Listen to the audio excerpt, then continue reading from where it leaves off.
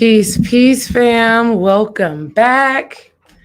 It's your girl, Desiree D. Ray Wise, spiritual healing coach, helping you to heal your relationship with self, to heal your relationships with others. Listen, we really have to talk today about the spiritual dynamics of love and dating because let me tell y'all, social media, YouTube, podcast,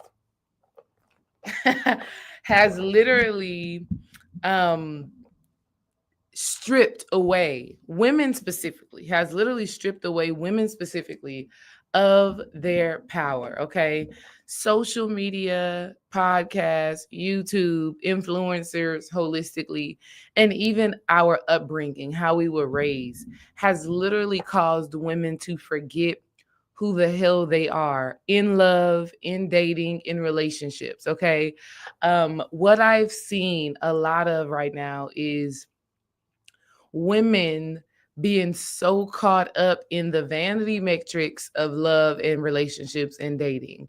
What I've seen a lot right now is women going to YouTube, and I love y'all who are here spending time with me today. Okay. Thank y'all for being here and having this conversation with me. But many women have totally abandoned themselves and what they believe to be real, to be true, or what resonates in their hearts, in their minds, in their beings.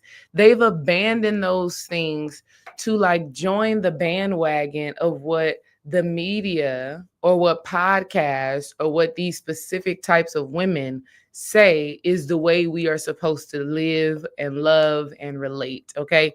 And so today, y'all, we are going to really break down the power dynamics in relationships because I really want everybody to, specifically women, I want you all to really understand that love, relationships, dating, it is no joke. That is, marriage, okay, commitment, children. This is not something that you kind of play with and you jump into for materialistic gain. Okay. When we are talking about protection, provision, when we are talking about what we look for in a partner, the finances should be more so towards the bottom of the list. Okay. And let me tell y'all, modern day dating, modern day relationship talk doesn't communicate it about it in that way, right? Modern day life is like, girl, you shouldn't even entertain him if he ain't making six figures. You shouldn't even entertain him if he don't own his own home or if he's not this or if he's not that. And ladies, it's delusional. Okay? If you got to ask me, if I had to tell you, it is delusional. Now, let me put some context around this. You absolutely should not engage with a person who does not have a vision, who does not have a desire for growth, an action plan. And if that person is not goal oriented, it's not going to work. Okay. It's not going to work. That's not what I'm talking about. I'm not talking about ladies, just go date regular Joe Schmo from the neighborhood who is totally content with the bare minimum of life and of living. I am not telling you to settle for that unless that's who you are, right? Unless that's what you like. If you like the basics, the bare minimum, if that's who you are, if you just want to have a life partner and y'all own your home, you work your jobs, you have your kids, you watch movies together, occasionally go on dates. Like, if that is who you are, that is totally fine. Okay. If you do want more, right? If you do want more experiences, more adventure, if you do want to travel abroad and have a certain type of home, a certain type of lifestyle, then the person you date, the person you connect with does have to have a certain level of drive. They have to have a certain level of ambition. They have to have a certain level of power, right? So, but what I want you ladies to know who come across my content, right, is that you have to learn to decipher and intuit the information that you are receiving. Okay? Because honestly, I don't believe that any specific YouTuber, influencer is just coming on and intentionally selling you misinformation, right? That's just not in my scope. That's not my mentality. That's not how I see people. I tend to see people as doing their best with what they've been given, right? Communicating what they've known to be true, not just blatantly lying to you, right? But I do think there's a lot of times miscommunication, misinformation, mistranslation. And I also think that there's always gray areas in what we are hearing and seeing and perceiving on these social media streets. And who would have thought? Who would have thought, y'all? Y'all let me know if y'all saw this coming because I didn't. Who would have thought that the power of social media would be this intense? Who would have thought that a person can watch a video that someone else is doing and literally go and change their whole lives based off of what they heard somebody say on their phone or on their computer? Is that something that y'all would have guessed? I wouldn't have guessed that. But best believe that is happening at such a rapid um pace. That is happening in terms of health and wellness, right? We look at a person like Yaki. He tells you, care. No, he didn't say cares. What does Yaki say? He tells you, drinking watermelon juice is better than drinking water. Guess what? You're going to the grocery store, you're going to your nearest farmer's market, and you're trying to find watermelon and you're chopping it up and you're juicing it and you're drinking that more than you drink water, right? Who would have thought that Shera, the star goddess 7, could tell women, if he ain't got the bag, whatever, get the bag. Who would have thought that women would literally neglect everything else and just look for a man with the bag? Who would have thought that that would become a thing? For real, for real. Okay. So, what I want to say to y'all, my community, one, I'm so proud of y'all, right? Because you choose to think for yourself. You choose to allow yourself to sit with information, feel it out, and determine if it actually resonates with you or if it is just whatever. You choose to be conscious about what it is you're receiving and to ask yourself first and foremost, does this really resonate in my mind, in my body, in my heart, and in my spirit before you act on it? Okay. So congratulations to y'all for being those type of people. And if at this space and time you've realized that you have not spent time with information and allowed yourself to decipher what parts of the information work best for you and what parts don't, this is my call to action for you. Whether it is me, Dream, or anybody else whose content you observe, I'm telling you right now that you have to really inquire with yourself first before you take action. Before you make somebody else's ideology your ideology, you need to meditate on that. You need to pray on that. You need to sit with that for a while before you start to shape and shift your life around what you have been receiving. Okay. And this is what I do. I listen to a few different people um, whose content, right?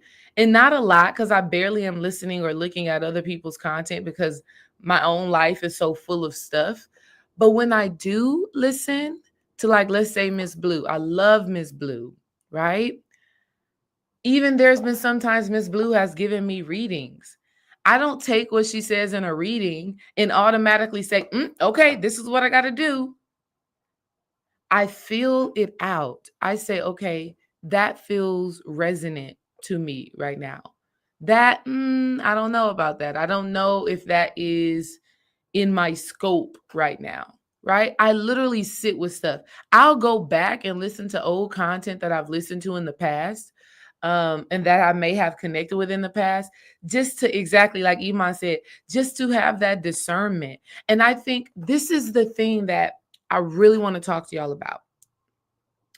Before I do that, I want to say, hey, Kirby. Hey, Pixie Fulani. Hey, Love. Hey, Rising Vibes. Hey, Iman. Hey, Nessa. Hi, y'all. I love y'all. Hey, hey, hey.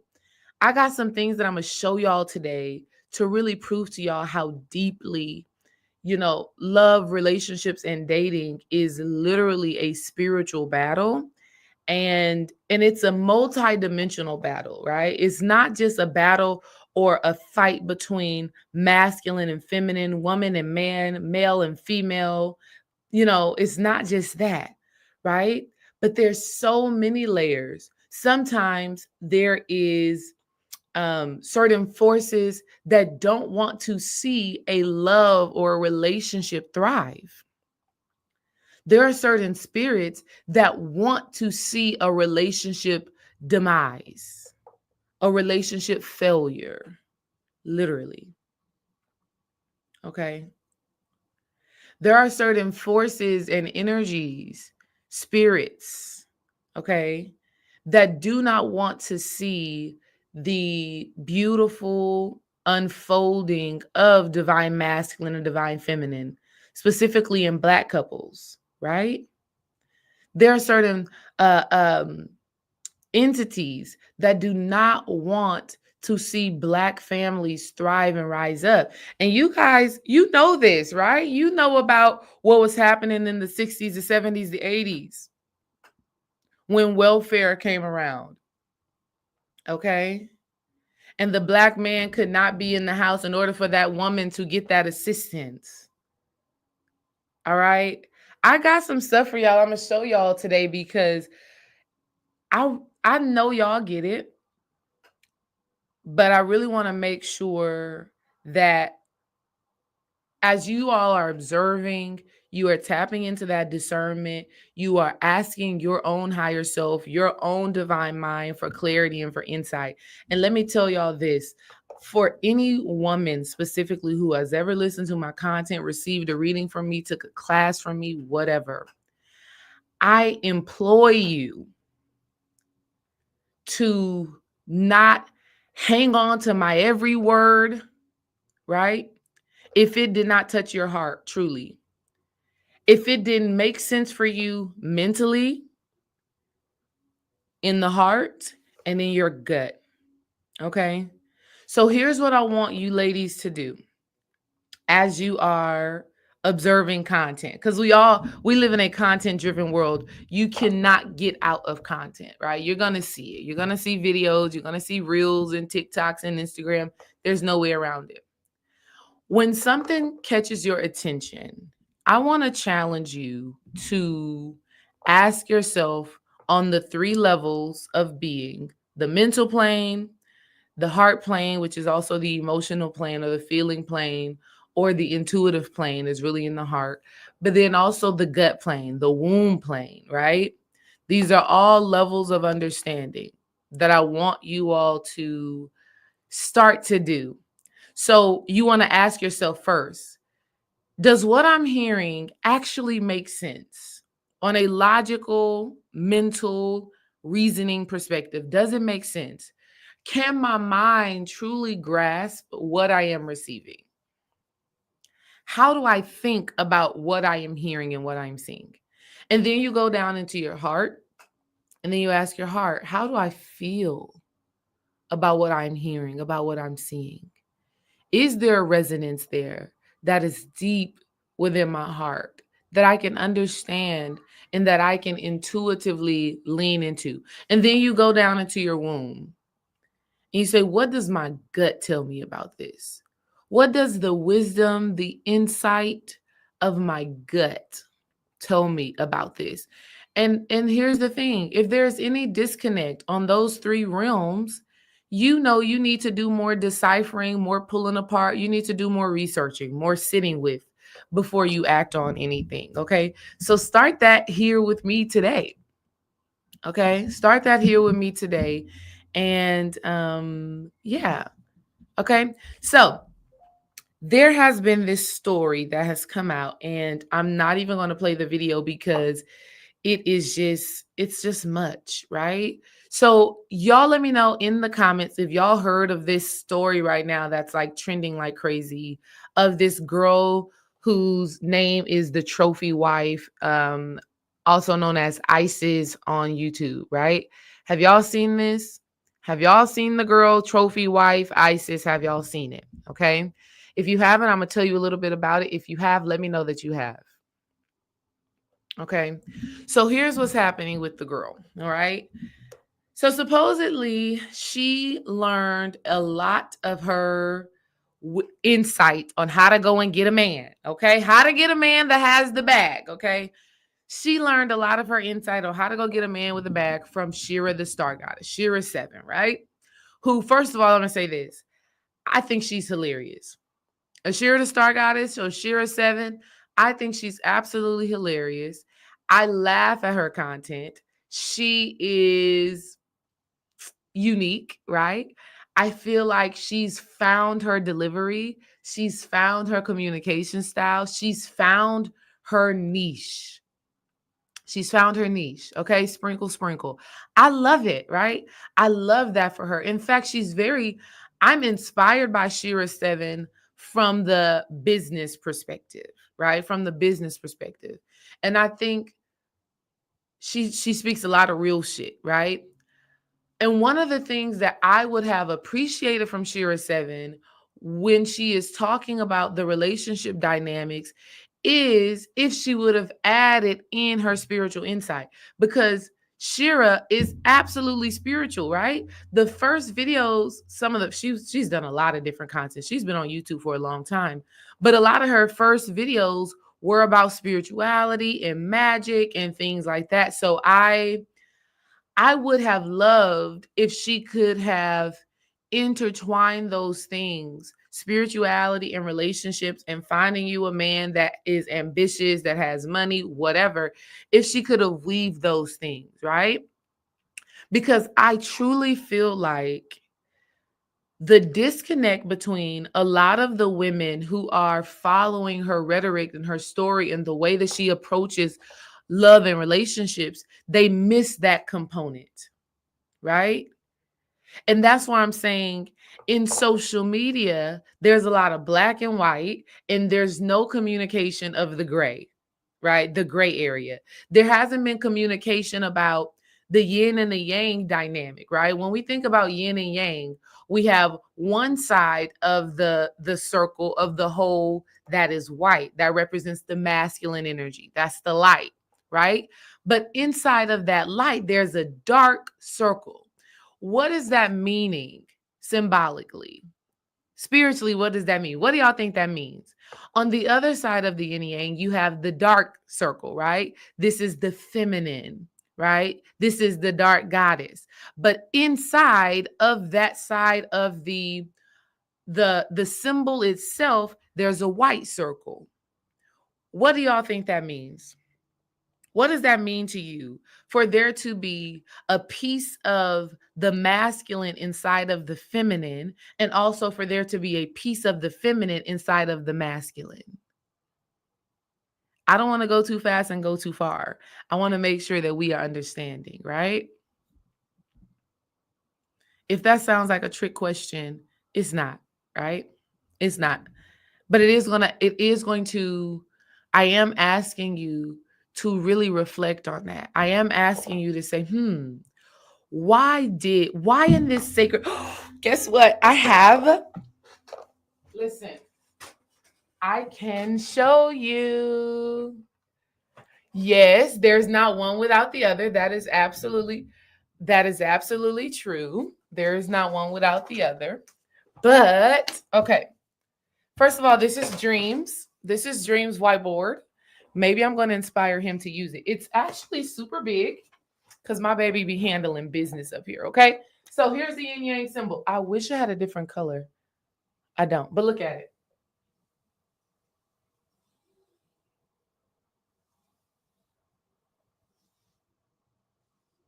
Right? Actually, this side. This is the side that is colored. Right? That's the yin yang symbol.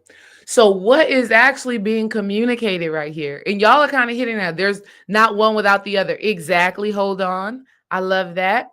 Kirby says we are one. Absolutely, we are one. It is all together. It all is one big thing. Um, Ultra Instinct says, I think of it as a seed. I like that too. Very good answers, y'all. Here's how I see it. And I know y'all see it this way. Y'all just haven't, I want to put it in the context of what we're talking about, right? There's always going to be, so if we look at this as, let's look at this like this. If we look at the light side, which is the masculine, if we look at that as good, right? Because a lot of times people attribute light with being good. That's why people are the light workers, right? Light, right? Light being good. And if we look at darkness as being bad, we look at darkness as being bad, darkness as being scary. Understand, y'all are spiritual people. Y'all know that this is not what it actually is, right? This is not the facts of it all because it gets deeper. This is just the human understanding of it. But this human understanding of it helps you to break through to another level of consciousness, right?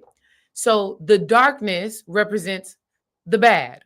The light represents good. This is why we always have this dynamic of good and bad, or good and evil, right? Angel and demons. This is what that can be looked at. Angel, demon, light, dark, sun, moon, all of that. But here is the reality of it, is that in everything in our lives, there is always going to be some bad in the good. Okay?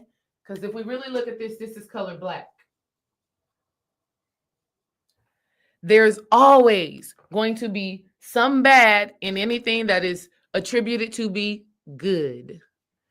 And in whatever people think is bad, there's always going to be some good in the bad. That's another message of the yin yang symbol that we kind of disregard. This does also speak to that within every masculine, there is feminine. And within any feminine, there is masculine. Okay? So I think when we're looking at the content of Shera 7, right? I think that there was polarity that wasn't communicated in what dating a man with the bag is, right? Or what dating for money is. See what I mean? They're thinking, oh, it's good to date for money. That's the light. We're dating for money. We're dating for the bag. We want the bag. That is good. But what about the bad that comes with that? That little bit of bad may be bone chilling. That little bit of bad may be the worst reality you ever wanted to experience. Okay? Then you look on the other side. Let's say this dark side. Just speaking to this trophy wife situation from a spiritual perspective, right? Bad. Okay, it's bad. This man may not make $100,000. That may be the overarching bad. But what's the good? The good may be he loves you unconditionally. The good may be he actually honors you as a woman. He's willing to date you and your kids. You know what I mean? So a lot of times when we're looking at the spiritual content or content about love and relationships and dating, there's a disconnect between the communication about what it actually means to date certain types of people at certain spaces and places in our lives. I love Shera 7, and she comes with powerful insight that I find so very intriguing. But when black and white comes together, it makes gray. And the gray areas, they don't be communicated. Okay? A part of the gray area when talking about dating and relationships is understanding. And this is what I teach. Okay? This is what I teach. You want to look at your love life first and foremost from a spiritual lens, not from a lens of what somebody can do for you in your physical reality. Okay? You want to look at, what does this person serve to teach me? What does my soul, my spirit, my energy, my essence, what does it gain from this experience? That's the first question. And if we would allow ourselves to sit with that for long enough, our spirit team, our higher selves will reveal it. Okay? But that gray area of dating and relationships haven't been communicated about in mass media. In mass media, the spiritual connection, that part has been negated. But then on the opposite side, when you look at people that are in like a Christian belief system, that is where they start. A lot of the Christian daters, relationship people, they start with the spiritual essence first, right? They start with the spiritual essence first, and then they forget about everything else, right? How attracted are you to the person? What is y'all's camaraderie, y'all spice like, right? We get it. Both of y'all believe in the Lord Jesus Christ as your Lord and Savior. I'm glad that y'all are starting there, but you can't start and end there, right? My brother, that's where he started and ended pretty much. With his ex-wife, they started, I truly feel that she um loved the idea of having a man that was God-fearing and that went to church. But she didn't think about the other many layers to him. He grew up in a single mother household, right? He grew up in an abusive household. He has a strong mom, so he doesn't understand weak women, right? He grew up seeing his mother go to work, take care of kids, show up to the basketball game, make sure they had everything that they needed, cook dinner multiple times out of the week, deliciousness at that. So my ex-sister-in-law, she stopped there at the fact that he was a believer. So this is the thing about relationships that I see. A lot of times there's this rhetoric being put out there that a man knows if he wants to marry you pretty quickly. And I agree with that. He does. A man does know. If a man is not fascinated by you, and I mean fascinated, if he does not find you interesting, sis, it's probably not going to happen. If a man is not mentally stimulated by you, it's probably not going to happen. Okay? It's probably not going to be what it is. All right? That's a very big deal. So a man does know pretty quickly if he wants to continue to seriously explore a connection with a woman. But that doesn't mean, ladies, that you should throw all your eggs into that one basket because he's seeming interested, because he's seeming to be invested. Because at week 1, week 2, week 3, week 4, you still don't know that person. Here's how I feel like, how do I even put it? I could just tell you what happened to Dream and I. Let me tell you what happened to us. We were actually friends. No labels, no nothing, just friends for actually about 4 years. We did not even look at each other from the perspective of, could this be my man? Could this be my wife, my girl, whatever? We were friends. So that level of friendship created a sense of safety and security. And he was already mentally stimulated because if we're able to remain friends and actually talk to each other, we already know that we get it, right? We understand each other to a certain level. And so I felt I mentally intrigued him, right? And babe, you can let us know in the comments. I feel like I mentally intrigued him because we were able to talk about a whole bunch of things, right?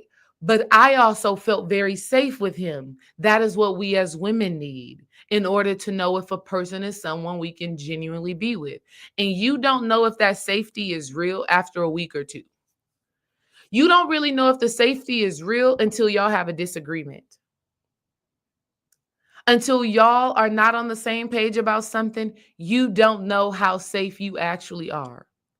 When people have their mask on and everybody is, putting their best foot forward, right? Showing up in the best, most presentable way, you don't know. It's when things get ugly. And I don't mean like ugly in the sense of argumentative or fighting or nuck if you buck. And I'm going to show y'all some different videos of things like that. I don't mean like that, right? I will tell y'all one of the first arguments Dream and I had, he did try to play me, right? So, but it wasn't offensive like that. It wasn't, and he quickly switched up his tune. So, me and my homegirl, Dream was like, hey, let's go watch the football game. It was football. He was like, let's go watch the football game. Bring your homegirl, Victoria, my homeboy is with me. Let's go watch the game. And so me and Victoria meet at his apartment. We come up in his apartment and we're kind of hanging out before the game starts. We were going to go watch the game at Buffalo Wild Wings. Okay. Some way, somehow, we start talking about where I was headed in my career goals. Okay. Because I had just graduated from college. I had went overseas and played. Oh my God. Like when I think about Dream and I's relationship, there were so many moments where I was like, oh, yeah, we were probably really clearly we were meant to be here. Okay. So many, which is spiritual. That's why I'm telling y'all there's some power dynamics in relationships that are super spiritual that you need to understand. Anyways, we're at his house and we start talking about my career goals. And I'm telling him, yeah, I'm about to go and be a head volleyball coach. I'm about to coach varsity volleyball. I don't know how. I don't know when, but that's what I'm about to go and do. And here he is, all masculine, all logical. Nah, that ain't really how it work, Uh usually to be a head coach at a school, you really got to be a teacher for a few years and you really got to have that coaching experience. Most of the time, you start off coaching the freshmen when you first start coaching and teaching. That ain't how Dream talks. So I don't know why I'm talking that way, but I'm just trying to get into like a deeper voice. Yeah. So usually you got to start coaching freshmen first. But I just totally believed in myself, right? I was like, yeah, no, not me. Not me. I'm going to coach varsity volleyball my first year of teaching. I don't know how, but that's what's going to happen. So we had a whole little disagreement about that. And it wasn't that deep and it wasn't that serious, but he believed in what he was saying at that time. And I believed in what I was saying. I believed in myself, right? So that little conversation, it didn't get to yelling, but we were clearly on opposite sides of the spectrum. We were having differences, okay? And so we get in the car to go to what I think is Buffalo Wild Wings. And I guess he decided he was going to change his mind based off of that conversation. He changed his mind. He was taking us somewhere else. And so we're in the car driving and I'm like, what happened to Buffalo Wild Wings? This is not where we were planning to go. Like, why are we here? And he said some sort of reason. I cannot remember. He was just like, yeah, no, I think this would be cool. No, I don't think this would be cool. We said we were going to go watch the game at Buffalo Wild Wings, have a few beers and some wings and enjoy the game. He ended up saying, all right, cool, and taking us to Buffalo Wild Wings. I don't know why he had changed his mind, but he did, okay? But at least at the end of that situation, we ended up going where we originally planned on going, and we figured it out, okay? So, what I want to say to y'all all in all, as women, we need safety, and there's no way to know if you're going to be really safe with a person by quickly assuming that they are good and that they are well at the beginning of a relationship, right? At the beginning of a courtship, because it's not even a relationship, it's a courtship, right? So with Dream and I, we were friends for 4 years, going into our fifth year of just being friends. And mind you, there were very important moments in my life where he was the person that I was communicating with about these moments. So, for example, I was about to transfer colleges. Who knows what my life would have been if I would have transferred colleges, right? But I remember we were working at the gym together. I was a sophomore in college, and I was talking to him, and I was like, "Yeah, I just got called by this big D1 school to transfer and go play there." Now, mind you, I go to an HBCU. I love my HBCU. I love my experience. I already won different accolades and was succeeding there and was having some success, which is why that other school wanted to come and get me, because they're like, "Girl, you can play on a higher level." And we talked about it. And ultimately, I ended up staying at my HBCU, right? Because I felt safe there. I didn't want to take the risk and move to Pittsburgh, Pennsylvania. I didn't know what that was going to be like, right? Another important moment in our lives was when I went overseas to play volleyball. I'm in Germany, and it's not what it is made up to be. And I'm like talking a dream on Uvu, and I'm like, yeah, I think I'm about to head out. I think I'm about to come on back home and just start my life, get a career, figure it out. And I don't remember if in that conversation he was like, stay or go, but I know he was just very supportive of me. And mind you, at this time, both of those times in big, major ways where my life could be drastically different. Like if I would have stayed in Germany for a year, I don't know what type of Desiree y'all would get today. If I would have transferred from my South Carolina State HBCU and went to Pittsburgh, Pennsylvania, I don't know who and what I would be today, you know? So that's a part of it as women.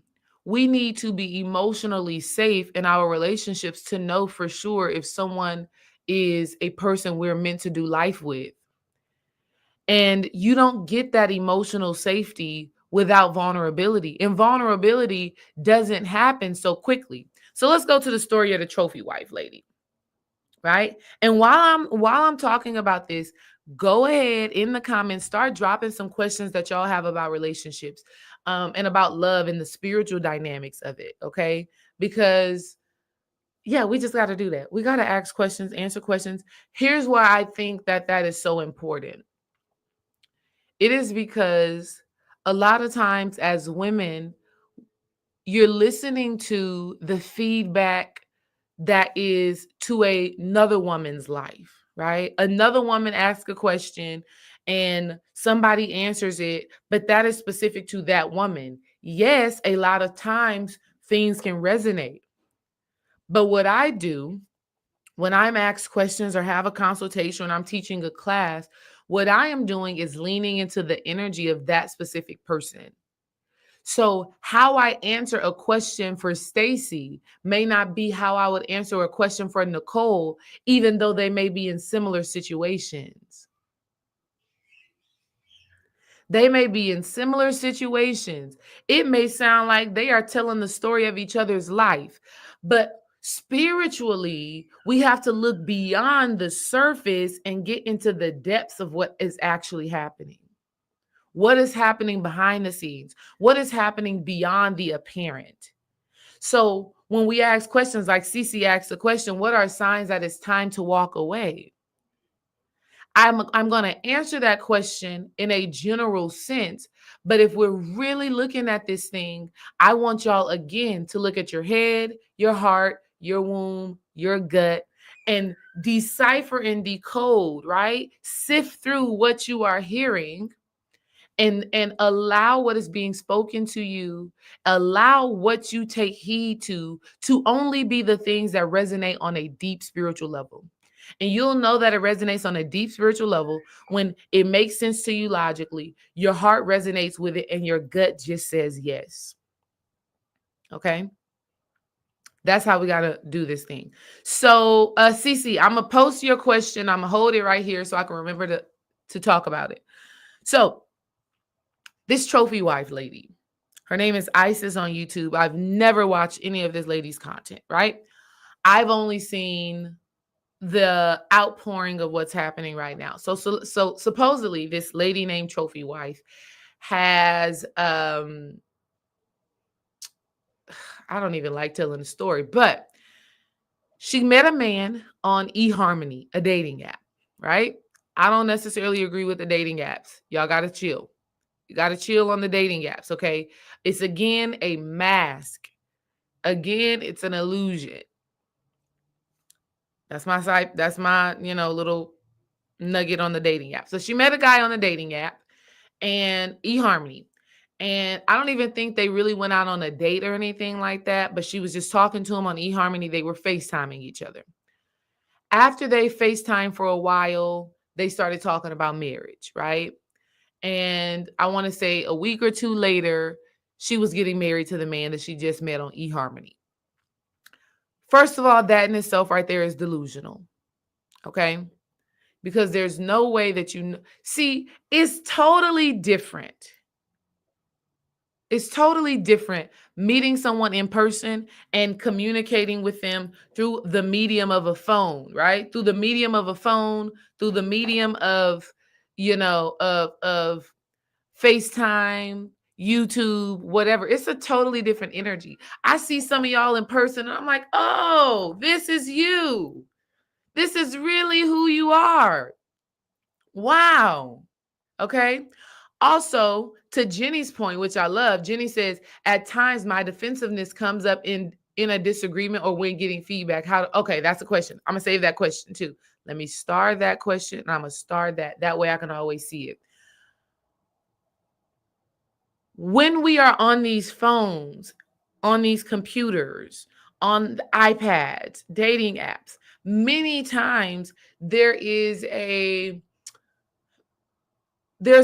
certain language that is being communicated that you can't pick up on. Okay. You ever been texting a friend? Fortunately, Dream and I don't text, right? Because we together all the time. So we never have to text each other about things. But you ever been texting a friend or somebody that you're dating, right? This has happened to me when I was like dating a person way back when, and you say something to them and they respond in a way and you're like, what the hell does that mean? You're confused. You don't know. You're like, are they mad right now? Is this sarcasm? You just don't know what the hell is going on. But then when you talk to the person on the phone or you talk to them in person, you get a better sense of what's happening. Here's why.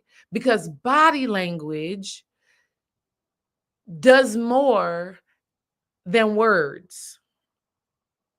Body language communicates what the subconscious actually believes.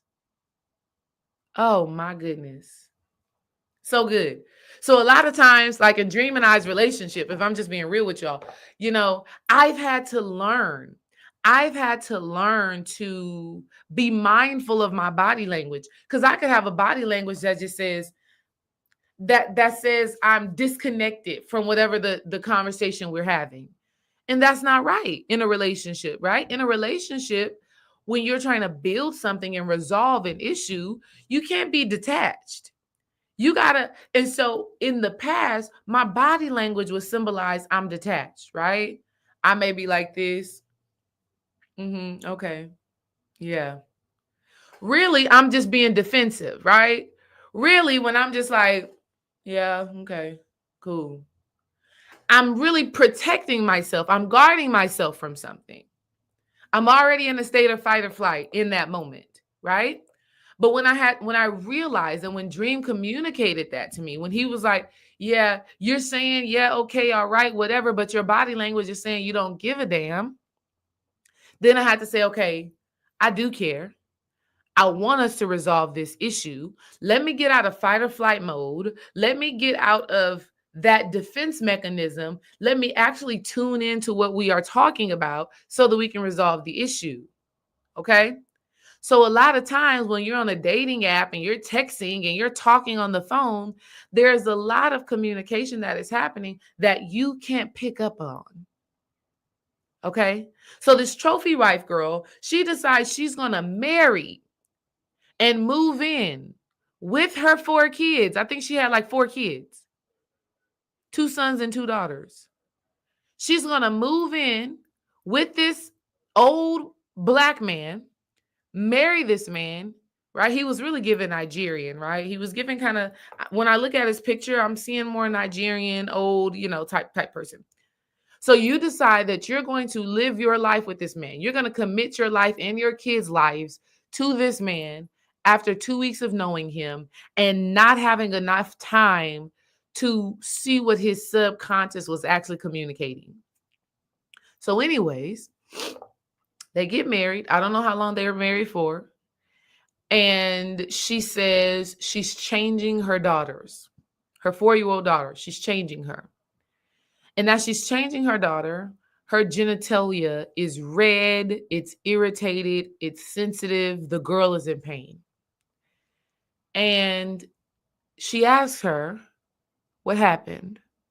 And the little girl says, Daddy did it. Now, the mom is trying to figure out what she's going to do because the dad is on his way home. So she says she makes up a lie to get all of the kids out of the house because at this point she just needs to get away from them. And she takes the kids, the daughters, to the hospital. And she asks the doctors to also check the 2-year-old daughter because if it's happening to one child, it's probably happening to all children, right? So the daughter is looking, the doctor looks at the 2-year-old as well. And based off of the shape or the health or the well-being of the 2-year-old's genitalia, it comes out that the guy has been assaulting both the 4-year-old and the 2-year-old, right? The lady also has 2 sons. I would have had my sons looked at as well, right? So what has come out since this lady has put all of this content out there? So at first, all her content was, this is how to be a trophy wife. This is how to get you a man and be well kept. This is how to, have a man take care of you. Honey, my life has been different. I got the big ring and the this and the that. Her content was all of that. And now recently, this video just came out like this week. Recently, she's come out and said, I married a monster. Now, this shit gets very deep. I got so much to talk to y'all about with this. First of all,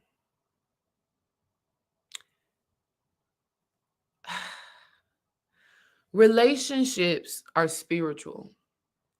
There's always a karmic cause and effect energy that draws you in to a specific person. And this energy can be misunderstood, misinterpreted, or all around disregarded, right? But the fact of the matter is, there is not one person that you've ever been in any form of relationship with, whether it is a coworker, here on YouTube, like all of us, we got some karma we're working through together. All of y'all who are here with me, we working through some karma together, right? And it can be great karma, or it can be something not so great like this specific experience. Okay? So every relationship we have, from our mother, our father, our children, aunts, uncles, siblings, husbands, wives, ex-husband, ex-wife, your coworkers, there's a divine entanglement no matter what. And so a lot of times that energy is disregarded because you're looking for the bag, which is what happened with this woman. And so now, after the abuse has happened, now she's like, I married a monster. Yeah, sis, he been a monster. You just couldn't tell because you were delusional. You were under a spell. You were under the spell of money. You were under the spell of a soft life. You were under the spell of housewife.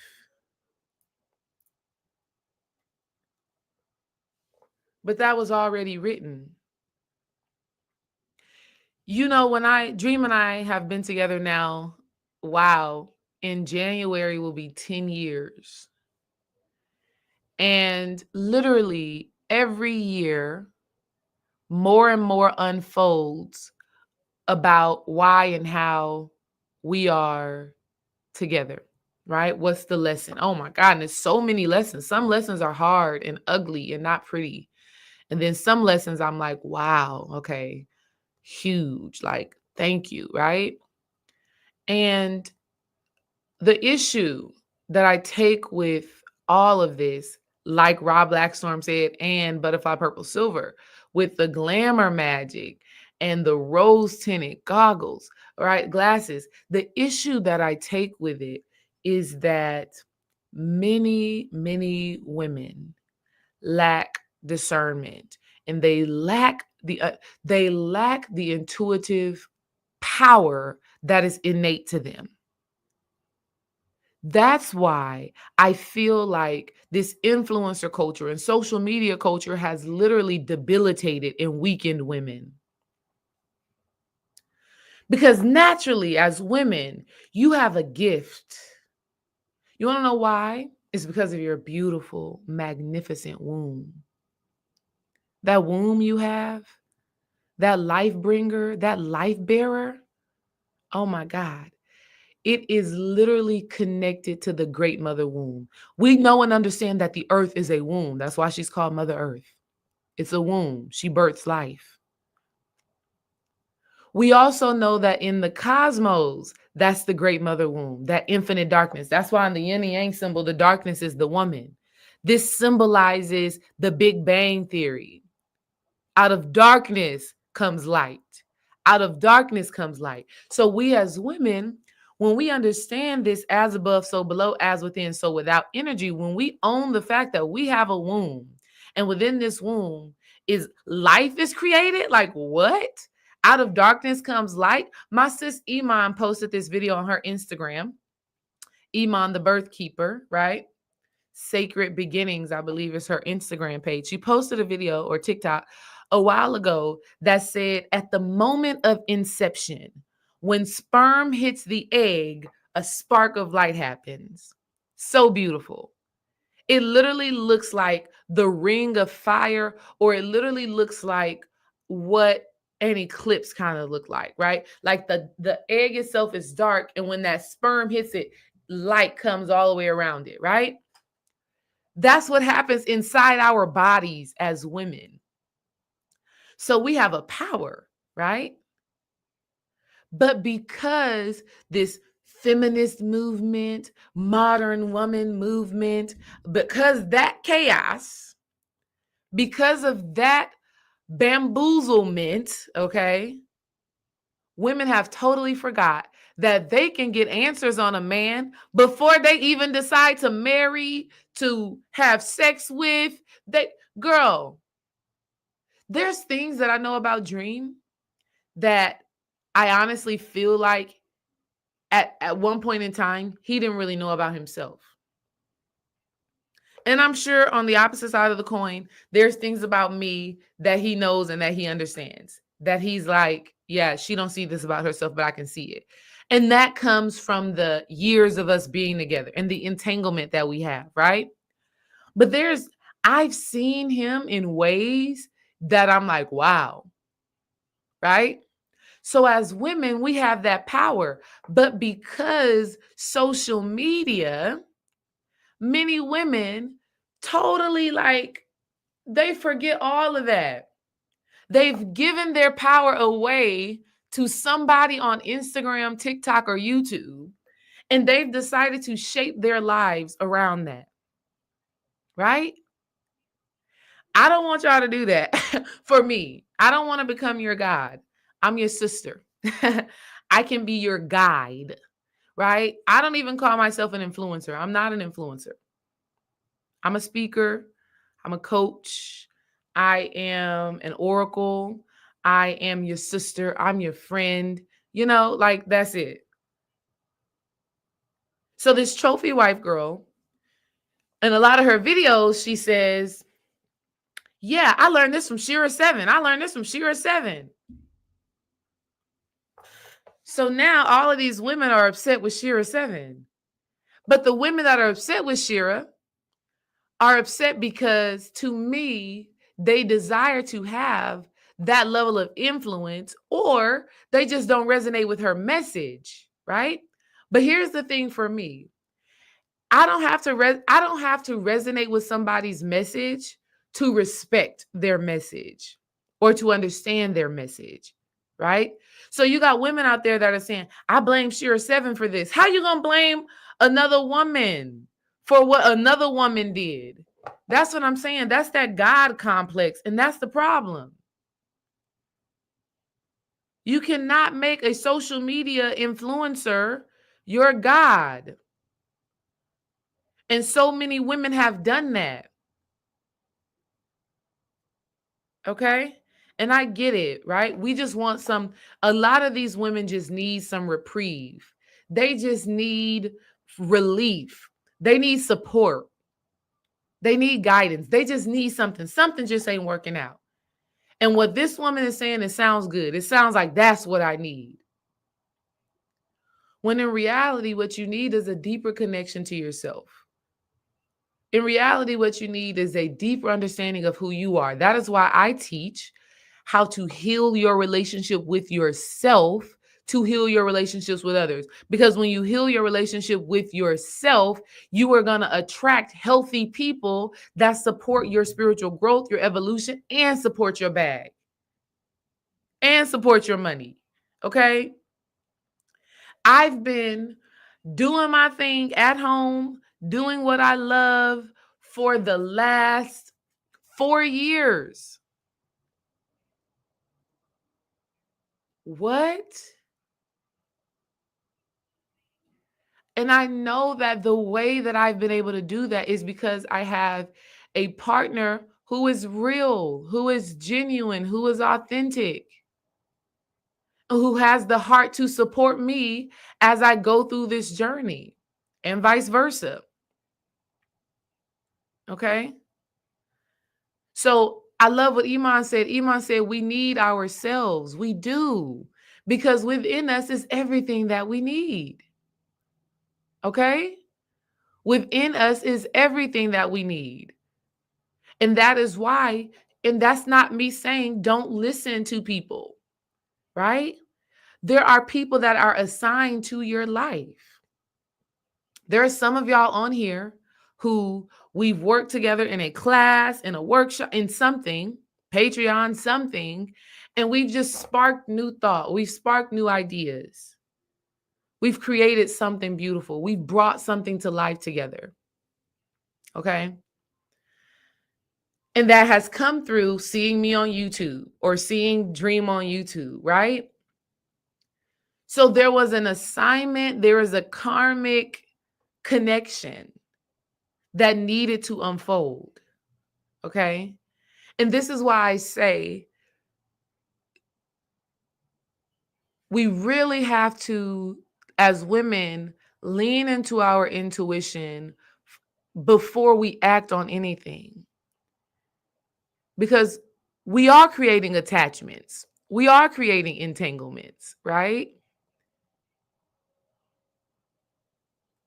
And so you want to do so from a place of power, from a place of true resonance, and understand that when the time is up, when it's time to move on, you move on. There's some of you in here who you've been around for years. I ain't seen you in a long time and you're here today. Thank you for being here. I respect you. I honor you. I appreciate you. And I know and understand that there's moments in time where we are doing this divine dance. And then there's times where we move away from each other. And that is all love. Okay. Let's hear what Shera had to say in response to all of these people coming out and saying that she's the blame for these children being molested by their father or their stepfather or whoever. I want to make it clear right now. Ain't no social media influencer the blame for decisions that anybody else makes. So people who are speakers, people who are putting out content, people who are recommending, people who are giving advice, help myself included, needs to put a disclaimer. Disclaimer. I am not responsible for any decisions, choices, actions you take and the consequences of those things. Because and that's the thing that is giving the power away. When a woman says, yeah, Shera 7 told me to do that and I did that and look at this bad result I got. You just gave your power away. You just said that Shera 7 has sovereignty over your life and not just Shera, anybody else. She got power over your life. Now you have entangled, karmically entangled, and attached her to your reality. Now she got to do a lot of spiritual work. I be having to do spiritual work, right? We got to do, when you are on these social media streets and you are speaking, which a lot of y'all are doing, because we know and understand that this is the way that businesses thrive in today's time. You got to, man, you got to take your spiritual baths. You got to, cover your head. You got to speak life over yourself. You got to visualize yourself with a covering over you, because people will emotionally, spiritually entangle themselves with you, right? They will make your life their life, and it's just not healthy. Okay. People are feeling some type of way when they see you. I've told y'all this story before. I had a lady book a consultation. She got on the consultation and she literally told me out of her mouth she don't like me. After she just paid me $145 to talk to me, she literally told me she don't like me. She didn't like how I talk. She don't like what I have to say. Okay. So if you're going to choose this life of leading, speaking, teaching, offering of yourself, you got to cover yourself, because people are looking for gods. People are looking for goddesses. People are looking for something to help them and shift their lives. This is why Dream and I always really communicate. This is about you and your work. Okay. Let's see what Shera 7 had to say about that they first meet, that they don't have children. And I know it's very dishonest and I know it's immoral, but at the same time, you have to also protect yourself and your kids. And on a first meeting, I believe, it's my opinion, that a man does not need to know about your children. Don't tell people you got kids. That's the stupidest thing you can do, because they start to treat you a certain way. And like I said, there's weirdos out there. Single moms need to stay quiet when they're dating. And they need to date for a long time until the man has fallen in love with them, gave them money, invested in them heavily. Then when she deems him worthy to be serious or exclusive, then she can tell him, there's something that I haven't told you yet. If you're going to bring somebody around your kids, you got to get the background checks. You got to get all that stuff. And plus, if you have young kids, you really shouldn't be out there anyway trying to bring people around them. If that child is not old enough to fight or somebody or to dial 911, you shouldn't be bringing any strangers, men or women or strangers, around them anyway. See, sis must have missed that part. Sis must have missed that part of the conversation. I don't know when Shera put that out, but sis must have missed that part. But see, it don't take a social media influencer to tell you that. It don't take a social media influencer to tell you that. Your mama should have told you. Your daddy should have told you.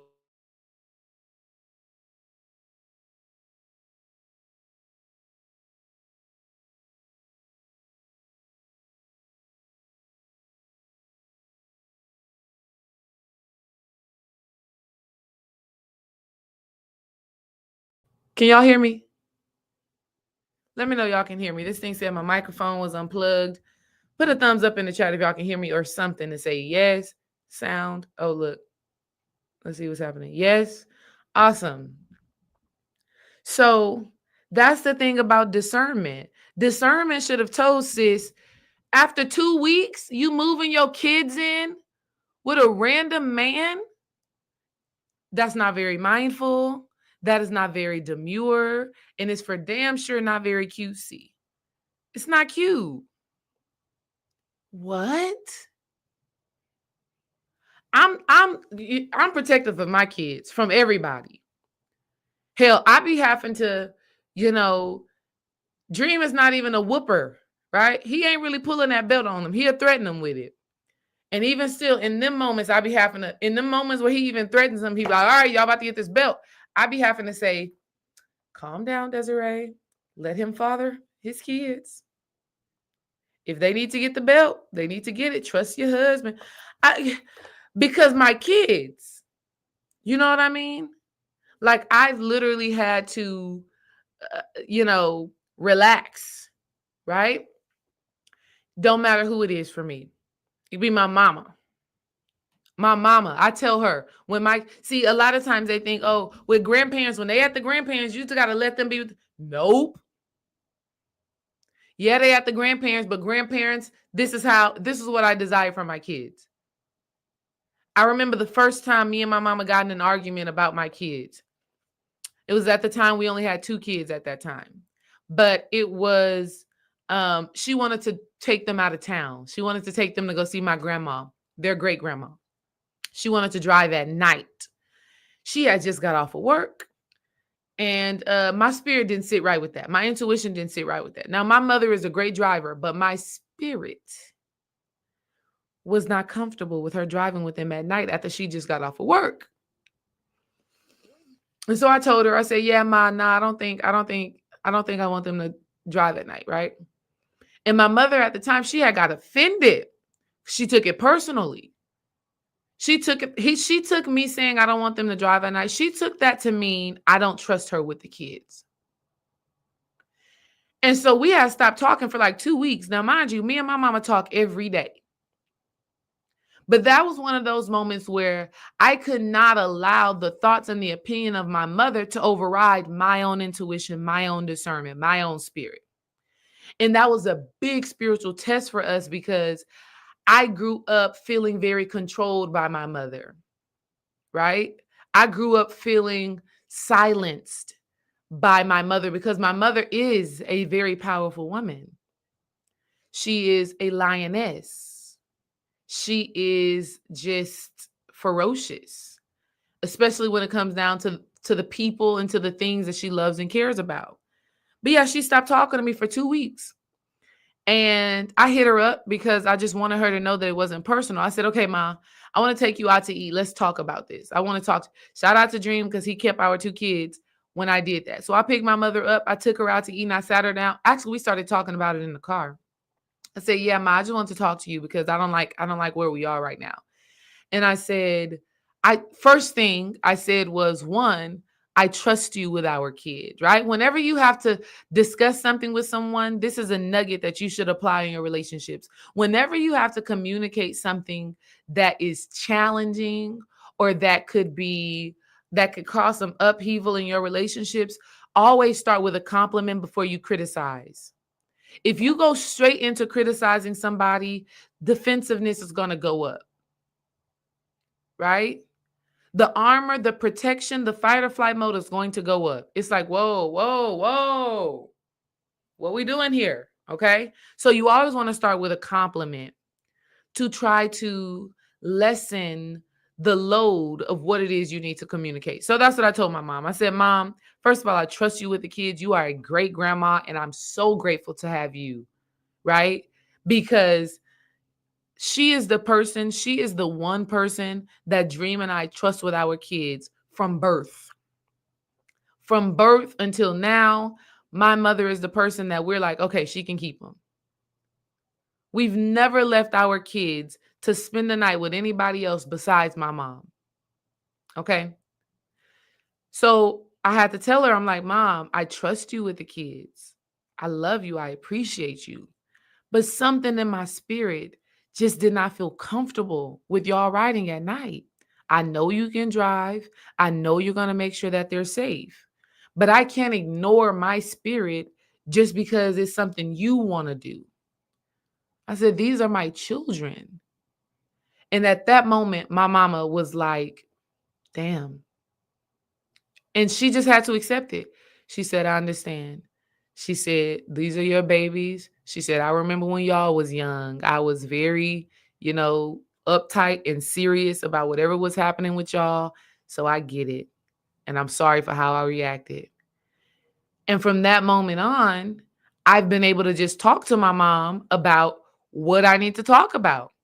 We just got to handle the business. Like, it is what it is. So when it comes down to this trophy wife lady, I'm like, where were your antennas? And I don't say this to blame her, because from the video, and I just don't want to show the video because it's too emotional, right? Y'all can go and find countless videos on it.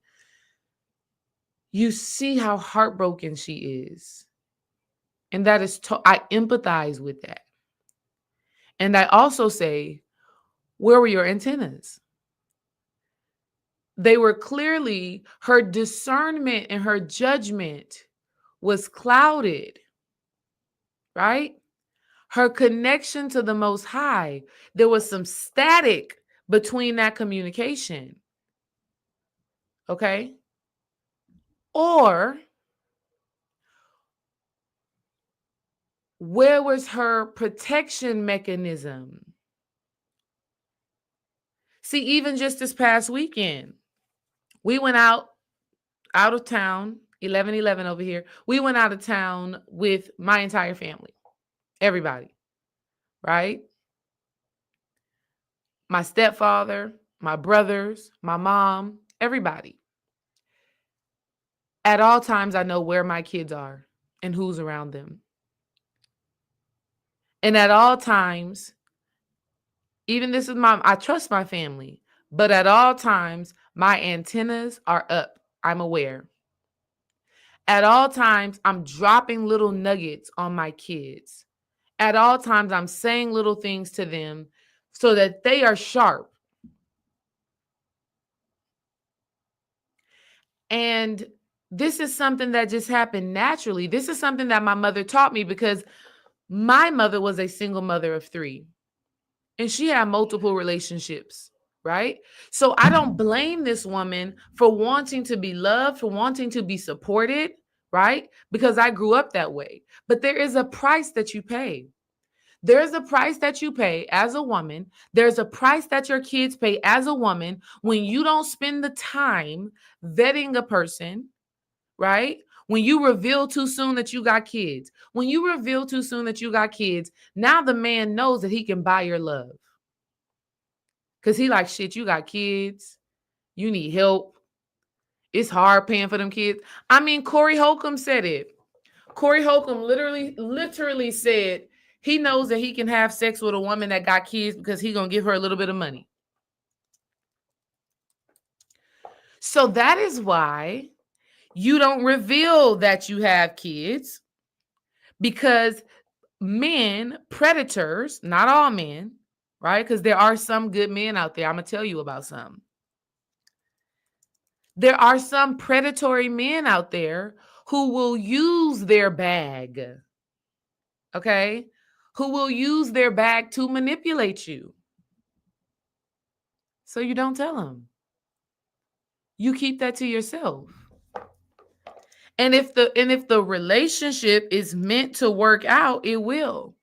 If it's not, it's not. Let me see. I'm about to find this Corey Holcomb because he is an absolute mess. But this is what it is. So this is important. Let me see what he's saying.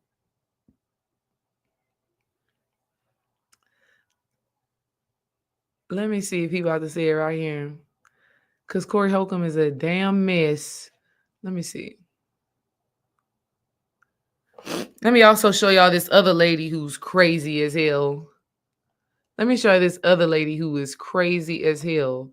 She messing it up for the women who got kids and that are looking for a good man. Her crazy ass is messing it up. Okay. But I will say, ladies, if you have children and you are dating, it is very hard, and you have to and I feel you. Butterfly Purple Silver said it's hard because when someone talks to you, they ask if you have children. It's hard. You can't just lie. Yeah, that's why it would be an interesting dynamic. You know, it would definitely be an interesting dynamic. And lying is something that you definitely don't want to do. But I think that there also has to be a deep level of discernment and authenticity. I think as women, we can kind of feel and know quite early if so here's what I would say. Let me finish the statement. We know quite early if someone is serious or if someone just wants to play with you. For a lot of women who have children, you can be a man's toy in a sense, right? Like, it's like, yeah, nah, I ain't gonna wife her or nothing, but we can have fun, you know what I mean? And I'll be honest, when I was a kid growing up, I think there were a few men that my mother dated that had that type of energy, right? They were single, they had some extra money, right? Maybe they had a kid, but they didn't really have a close knit bond with their kid. Like their kid was living with their mom in another city or another state, so they were just passing the time, right? But then again, at the same time, my mother also got married, right? My mother also got married. So that's what I'm saying. It's just so deep, right? It's no one shoe fits all when it comes to these situations. My mother got married to a man. He also had a kid, but his kid was older. His kid was much older than my mother's children. But again, he was separated from his ex-wife for a long time. The child that they shared together was like a teenager at the time when him and my mom got together. So women who have children and you want companionship, you want connection, to me, from my life experience, you would have an easier time connecting with a man who already has kids, but for some reason him and the mother of those children are not together. That's what I feel is like going to be your best bet. And even in that, you need to understand the dynamic. Okay, why are you and the children of your mother, the mother of your children, why are y'all not together? How did y'all's relationship end? What is your relationship with her now? How do y'all connect now? What is your relationship with your children like? Like all of those things have to be asked, but then you have to listen beyond their words. You got to listen beyond their words. Stop listening to just the words that are coming out of their mouth. Are you listening to the words that are coming out of my mouth? Stop.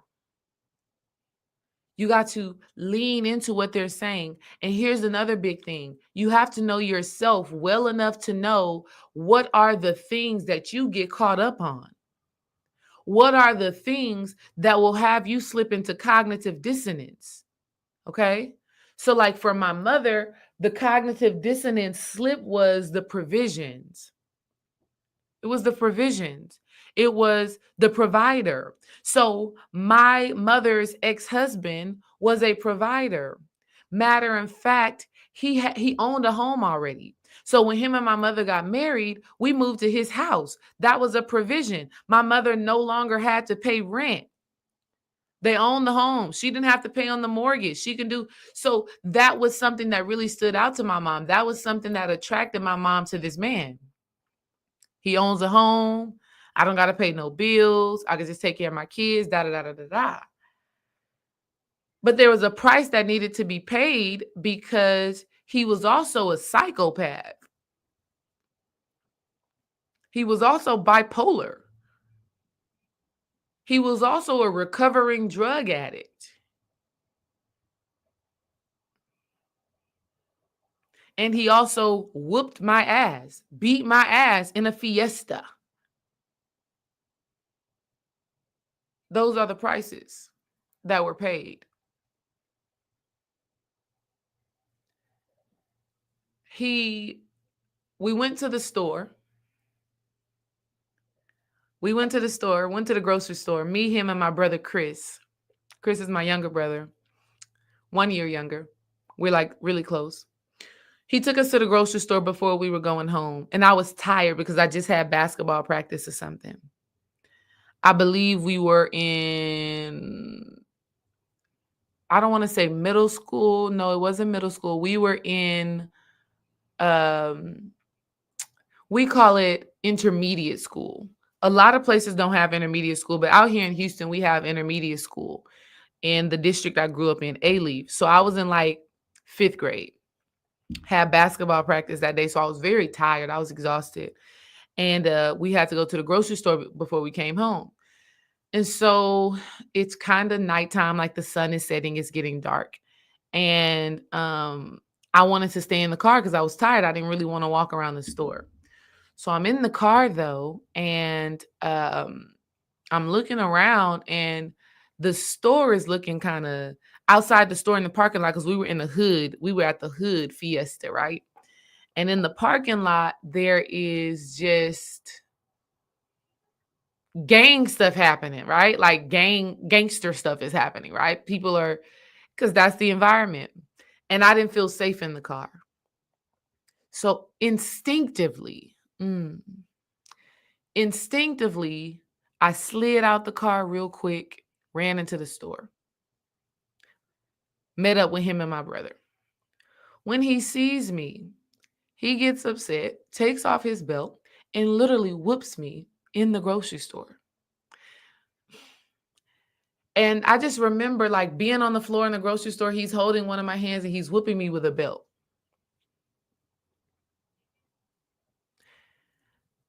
I don't even know if my mom remembers that story. I mean, of course, she wasn't there. So we had to come home and tell her that story. Me and my brother remember, we talked about it a few weeks ago.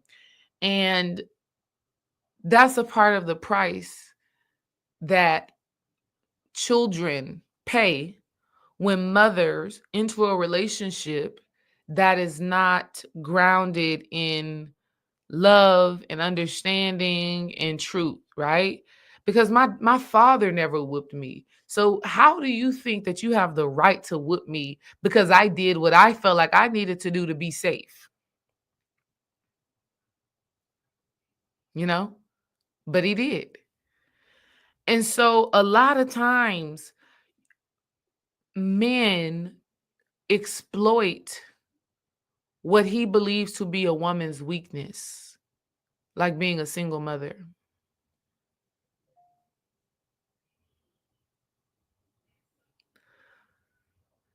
Okay. So on one hand, people are looking at it as this. Let me show y'all. Make them do it all. So you ain't like your husband.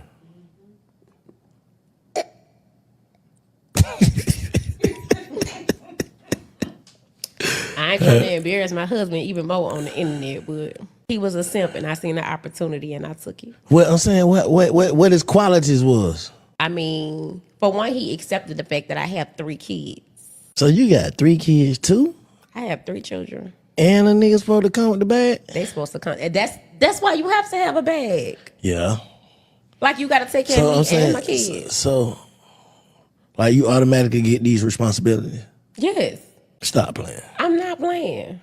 And how many niggas doing this? I have between 2 or 3. I'm saying, how many have you ran into in life? Okay, so let's say I run into 100 dudes. Probably about 4 of them. Yeah, they're about the odds. Mm-hmm, I fuck with that now. Probably about 4 of they're them. about the odds. All right. I ain't even gonna lie. Yeah, that's not. Yeah, no. So that kind of sound like you are delusional. You just catching. It's just a sucker born every day. Basically. Yeah, because you know what I'm saying. A nigga that's so you ain't never caught no nigga that's worth something doing that though. Am I kidding? I probably have one. See, the way this game work is you have to get with a man who ain't used to dating bad, do a lot.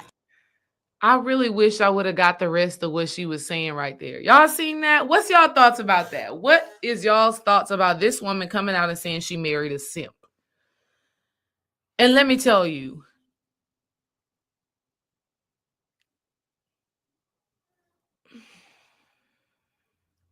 we got to change the definitions of stuff because my mother had 3 kids when she got married, right? Same way, 3. Like I said, I was in 5th grade. My brother was in 4th grade. My oldest brother was in 8th grade. So, but the man was not healthy. The man was not healthy. He wasn't mentally stable. So is he a simp or is he just an unhealthy man? Is he just, see, a lot of time, oh my God, see, I don't, see, she messing it up for some women, right? She's messing it up for some women. She's out her mind. Because see, at the very least, my mother would not take a man that was willing to come in and be a provider. She wasn't taking him for granted, right? This woman is clearly taking this man for granted. I mean, just based off of what she said. She literally said, I married a simp basically because he accepted my 3 kids. What? Okay, so let me give you some insight. My older brother, he is in a long-term relationship right now with a woman who has 3 kids prior to them getting together. She already had them 3 kids. At the time when they got together, I want to say her youngest was 6. Her oldest was probably 10. 3 kids.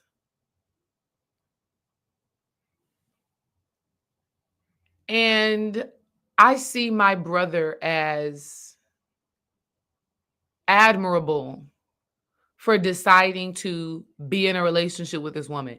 And I'm not going to lie. We were like, me and Dream, we was like, damn, bro, you really getting serious with this young lady that got 3 kids. But as we spent time with her, we see the connection that they have. Like my brother's girl and him, they are the same person, which is so crazy. Their birthdays are 2 weeks apart, which is kind of crazy. They both Scorpios, so it's actually kind of crazy. They really be having to manage all of that energy, right? But they're literally the same person. They look like they're supposed to be together. They act like they're supposed to be together. They are just one and the same. They're just one and the same, literally. And so when my brother started to get serious about her, we were just like, okay, she got kids. My family was just like, we're going to accept the kids. Why? Because my mother was a single mother of 3. Why my brother has been compassionate and able to love her and her kids is because my brother was once one of those kids. So every man that is willing to be with a woman who has kids is not what they're trying to make it to be, like he's weak or he don't know himself or he is whatever. No, there are men out there who understand what life is with a single mother. There are men out there who have had stepfathers that were great and stepfathers that were terrible. And they've chosen to be the stepfather that these children actually need. You want to know something so divine about my brother and his situation was before. Let me tell you how God works in mysterious ways. My brother had been in multiple serious relationships. My brother is a lover. He's never really been a hoe, right? Right? He's never been a man whore. He's always had serious relationships, right? He's always had committed relationships. They be together a year, 2 years, 3 years, and they go their separate ways. That's always been him. And in these relationships, there were women that would never get pregnant. So much so that my brother thought that it was him. My brother used to think that he could not have kids. He literally was like, okay, maybe I can't have kids. Maybe I'm not supposed to have kids. So on one side of the spectrum, that is a part of what made him drawn to a woman with kids, right? The relationship he had before this relationship that he's in, that woman had 1 child. So if a man believes that they can't have kids and they get the ability to be a great stepdad to a child and to an amazing woman that they love, that's beautiful. That's a beautiful thing. But God is so funny because my brother went years feeling like he couldn't get pregnant couldn't get a girl pregnant until he got into a relationship with the girl he's with now. Few years into their relationship, guess what? They having a baby naturally. They were thinking that they were going to have to do IVF. They were thinking that they were going to have to do all of those things. They were talking to doctors. He was going to doctors, getting his, stuff looked at. He ended up getting her pregnant naturally. And his son looks just like him. Him and his son are a spitting image of each other. And so guess how my brother sees it? My brother says he has 4 kids. The 3 kids that she had before them and the 1 kid that they had together.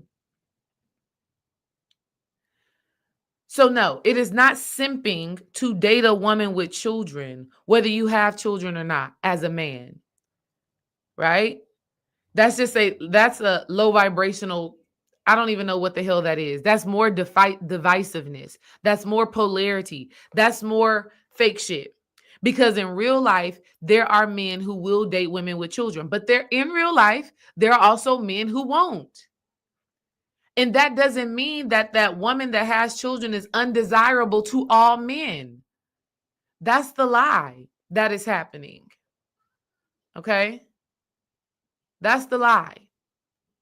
So that's why I want y'all to understand that dating and love and relationships right now is in a serious state of spiritual warfare. Where if you are going to connect with somebody on a divine spiritual level and you're going to have a sacred relationship and you're going to create a beautiful life together, an abundant life together, you have to be in your spiritual work. Because there's so much adverse messages that are being thrown at you. A man's a simp if he loves his wife, if he cares for his wife, if he serves his wife. Even though the Bible says, husbands, love your wives as Christ loved the church. Or love your wife as you love yourself. Which means for a man, it is imperative that you love your wife, that you love your woman as you love yourself. You have to see your woman as yourself. You have to treat her the way you would want to be treated, deeply. Women, it's all about respect and honor and being that helpmate, being that support. If your husband has a vision, if your husband has a goal, or if the man you are entertaining, first of all, women, if the man you are dating or entertaining does not have a goal, you don't have anything to help. If he doesn't have a desire, if he doesn't have a vision or ambition, you don't even have anything to use your womanly feminine power to grow. They say whatever a man brings to a woman, she'll multiply it. And 0 times 0 is 0. So if a man doesn't have anything that he's building, he's growing, that he's passionate about, as a woman, you don't even have anything that gives you purpose.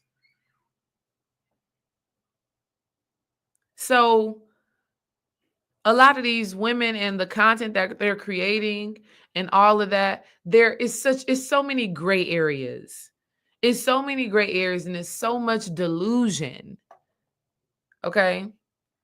And there's so many spiritual teachers on here.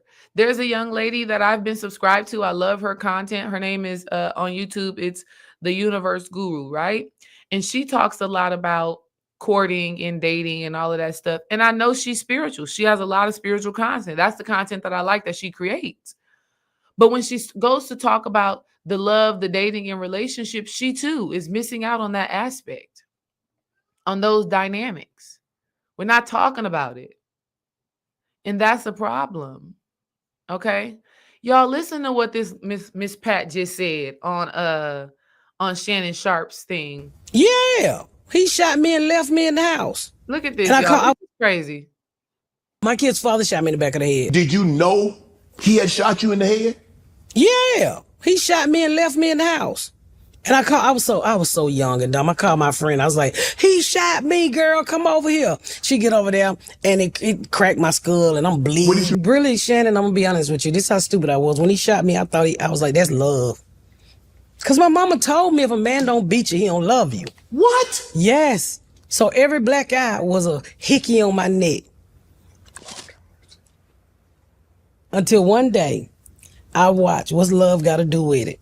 And I was like, I ain't taking no more whooping. And I'll never forget when I first started fighting him back, my cousin Boo was in the back. She's like, hit him back, hit his ass back. You know how your cousin be gripping you. Hey, let me have you go, yeah.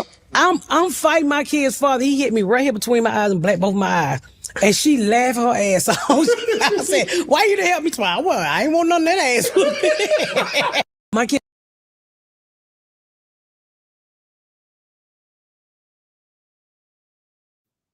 Peace, fan. Hold on, Car. Family, hold on, because I got little Cara on the phone. Let me give your phone to your dad. Because mommy is doing a video. I want you to talk to daddy. Tell daddy what's going on, okay? Baby, Cara's on the phone. Here. Talk to her. She's at the nurse.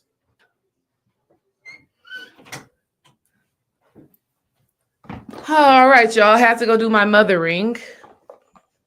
Hopefully they figure it out. I don't know what's going on. My baby is upset. So I let her talk to her dad. Y'all heard this lady? And you are so right, Kirby. Kirby, you are so right. Man, that Ike and Tina, that definitely saved a lot of women's lives, you know, because what the hell? But also what I was talking about with the spiritual warfare and the divine entanglement when it comes down to relationships is she learned, according to Miss Pat, she learned that that type of behavior was okay from her mother. Her mother taught her, going back to the yin yang, that within this bad situation, there's some good. Her mother taught her, it's bad that he beating your ass, but if he beating your ass, that means he love you. See what I'm talking about?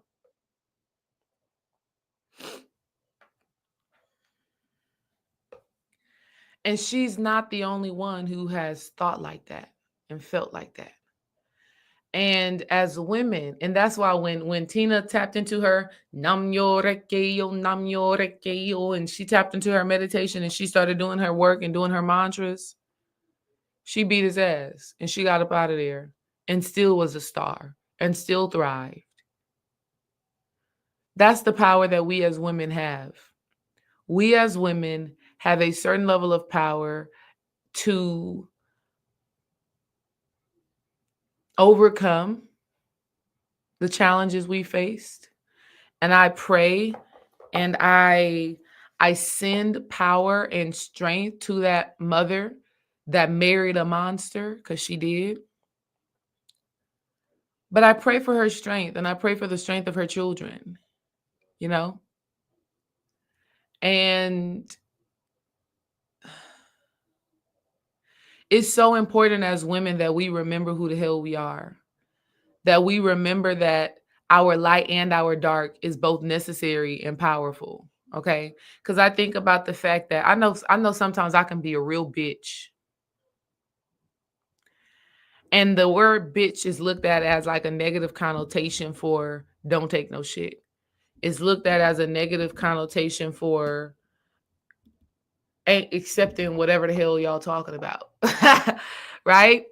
So that can be looked at as darkness, right? That can be looked at as darkness. That can be looked at as the shadow self. But that energy is necessary because guess what?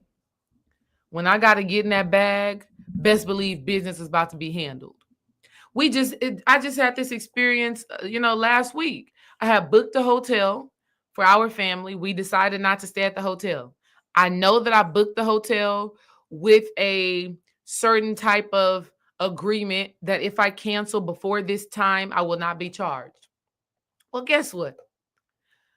Before that time came, this hotel already charged me. So I got to get on the phone. Excuse me. I don't know why my card has been charged for blah, blah, blah, blah, blah. This lady had the audacity she had the audacity to say, well, you can cancel your reservation, but that don't mean that you're going to get your money back.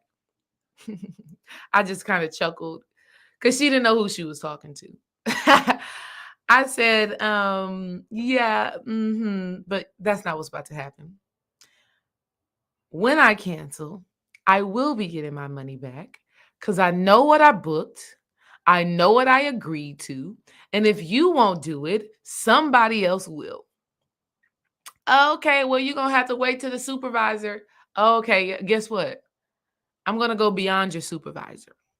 She didn't know. She didn't know that I'm that type of person, right? I'm that type of what people, the outside world may call bitch.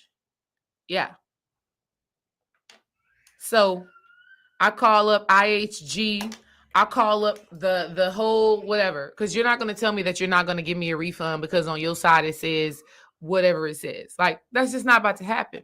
So as women, we got this light and this dark that we have to use for our own well-being, the well-being of our children, and for the power of our lives, right? Like, we can't think that being strong or being firm or even being hard on a man is a bad thing. Stop. These social media streets will have women thinking you just got to be soft all the time. And you got to say, yes, baby, and it's okay, baby, and yeah, no worries, baby, in order for a man to take care of you. Stop. No, you don't. But there is a time and there's a place and there's a way that we have to communicate, right? There's a time, there's a place, and there's a way. There is some things that Dream knows that I'm just better at, right? And he'll say it. He'll be like, baby, you're just better at it. You're better at it. As women, we got to know that about ourselves. And a lot of these women who are looking for the bag, a lot of these women who are looking for these providers, right? Which I want to be clear, you do need a provider. You do need a man who is going to be protective. You do need a man who has ambition and who's going to make sure that you have the provisions that you need. You do need that. Okay?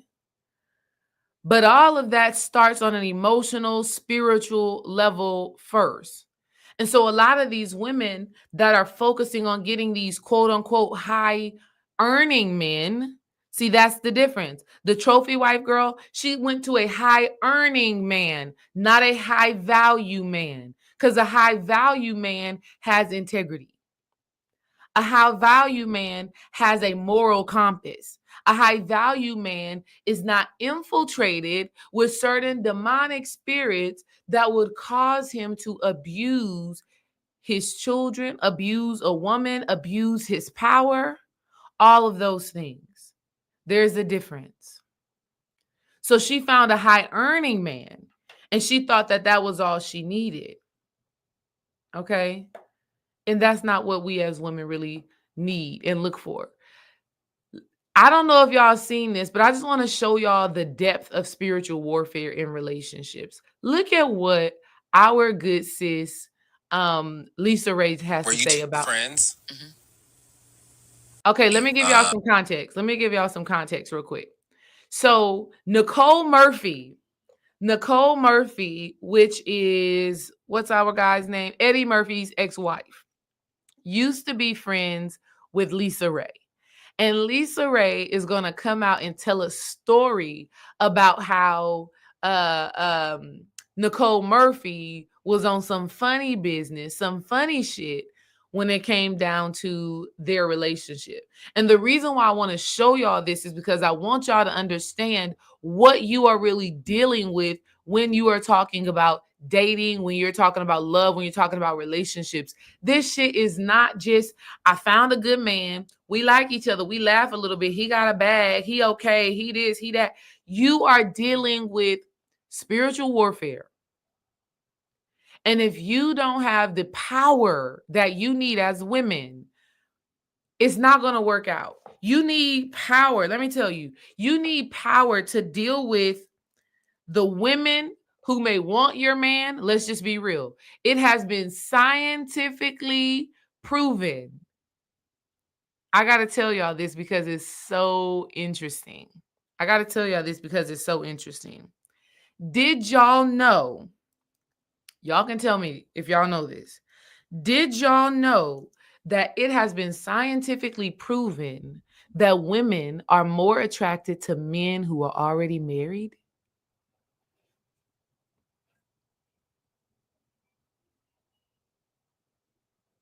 Sit with that.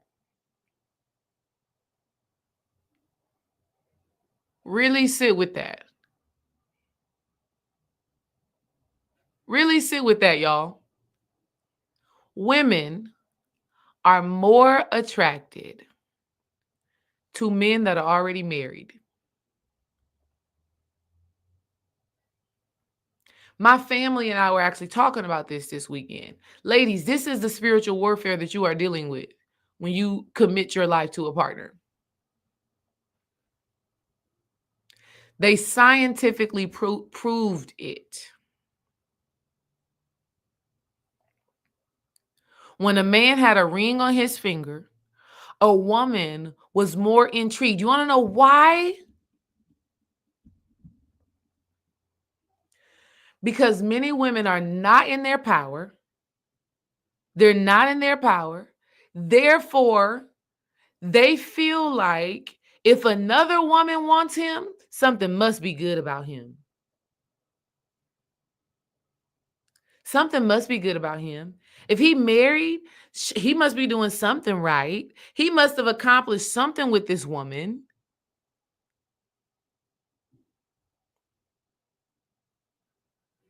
So because another woman has done their work, because another woman has been through the trenches with a man, she feel a single woman looks at him and she's like, oh yeah, I want him. This is the type of shit that we deal with. This is the type of spiritual warfare. This is the trials and tribulations that we are faced with.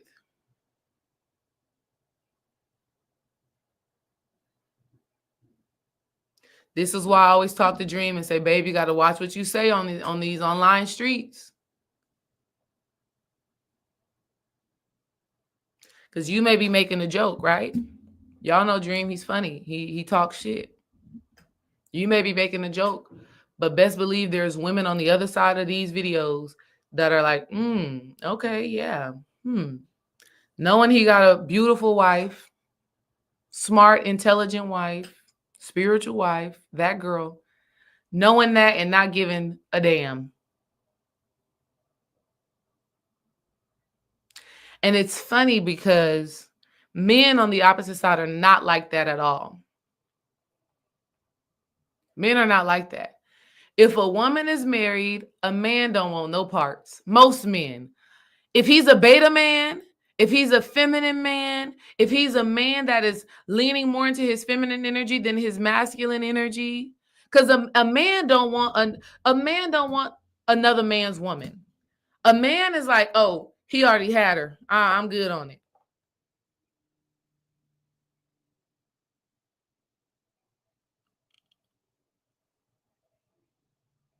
So it's different.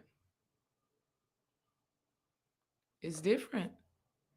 This is why, as women, you don't just say, oh, he got this or he got that. I'm going to commit my life to him. Girl, what?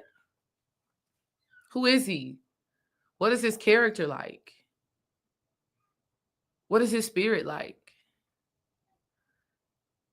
What drives him? What is his discipline like? Does he think with his lower head or his higher head? Like, what? Because it's the men that lack self-control or self-discipline. It's the men that are still looking for validation. It's the men that have not healed their mother wounds.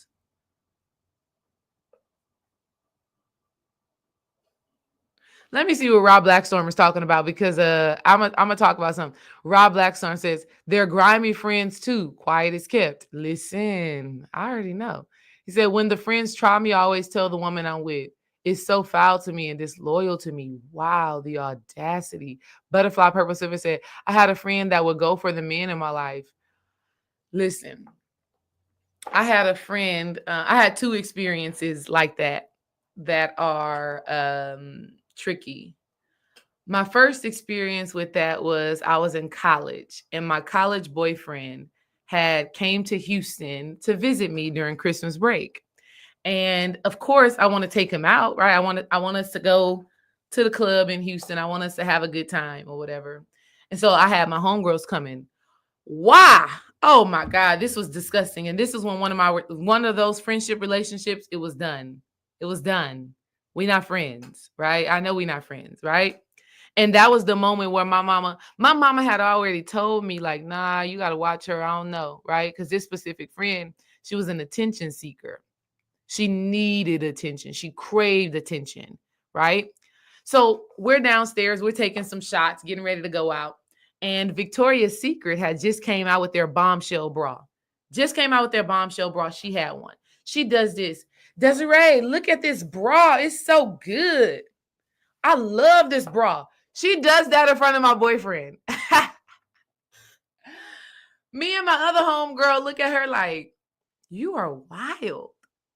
Like, you need attention that much where you got to shout out this new Victoria's Secret bra in front of my boyfriend who just came down here to visit me. You just met him like right now today. You got to do all of that. So she would, man, damn, that's crazy. That's the thing about women being outside their power, right? Because a woman in her power, first of all, she ain't looking at her friend man. Like, she uninterested. She's so powerful. She's so confident in herself. She's so sure of herself. She is so good within herself. She is not looking for validation from nobody. She don't need it. So she gave away her power. And it was so funny because I'm like, really? I just told her, really? That you want to show us your bra right now? Like, okay. Luckily, my guy at that time has integrity. He had a moral compass. He was uninterested. He completely like this is her. He completely was like, why this girl is crazy, right? Have another associate. I gotta, I tread lightly, and I've had to have conversations with Dream because I've seen too many things in the past. She's said things in the past. She's unconsciously tried to destroy our relationship. And guess what?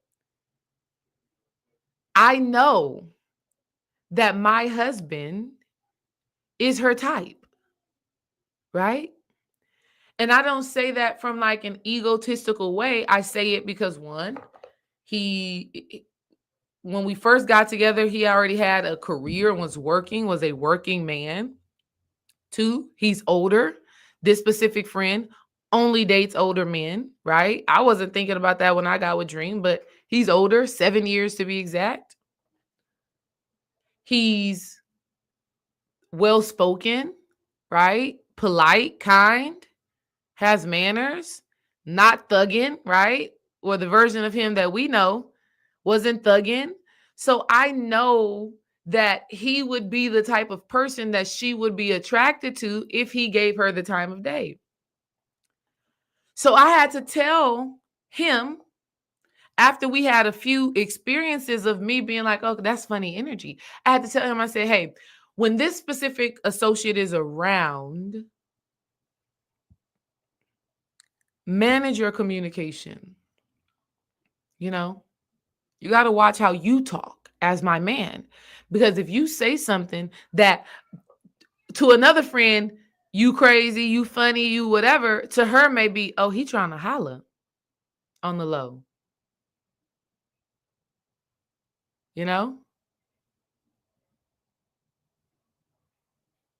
So got to pay attention to things like that. And you know what? I test it spiritually. I test these things spiritually. So when it comes to our relationship, I say things like this. And when it comes to our life in general, when let's say I'm having a party or something, right? I'll spiritually put it out there. Okay, spirit, if somebody is not supposed to be here because they don't serve our highest good, make something in their life happen to where they can't come. Maybe they got called into work, or maybe they just so happen to have to go out of town that day. Whatever the situation is, I'll put it out there spiritually and say, Spirit, if there's a specific person that's not supposed to walk through the threshold of our door because they don't come in genuine love and authenticity and realness and desire to see our life thrive and grow, let something happen to where they can't come. Literally, that just happened a few weeks ago with a friend. where she had texted me in the morning and she was like, hey, haven't seen y'all in a while. I want to come over, right?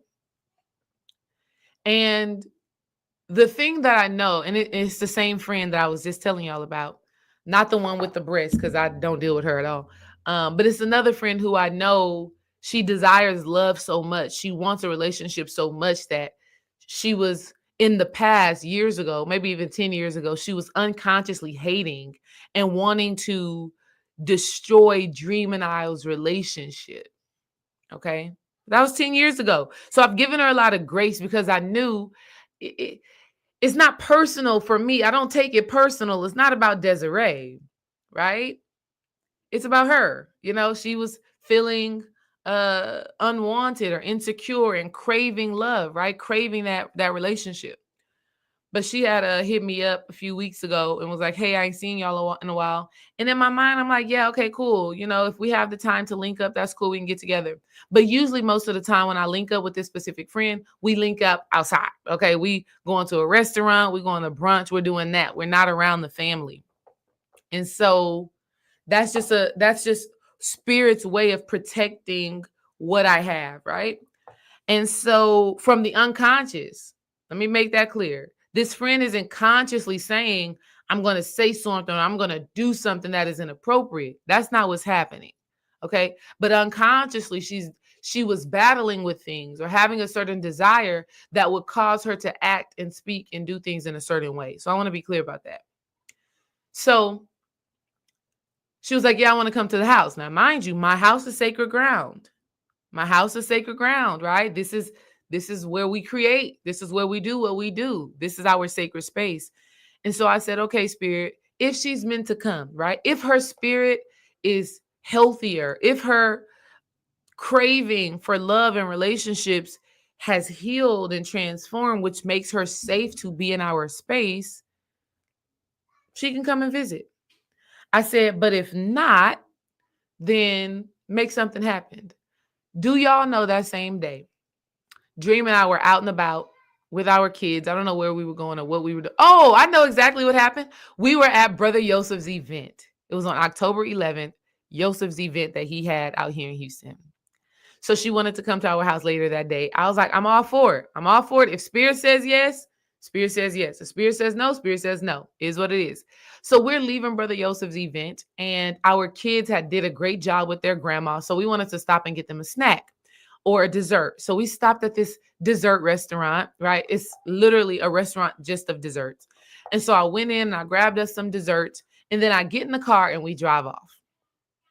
And I'm like, babe, where's my phone?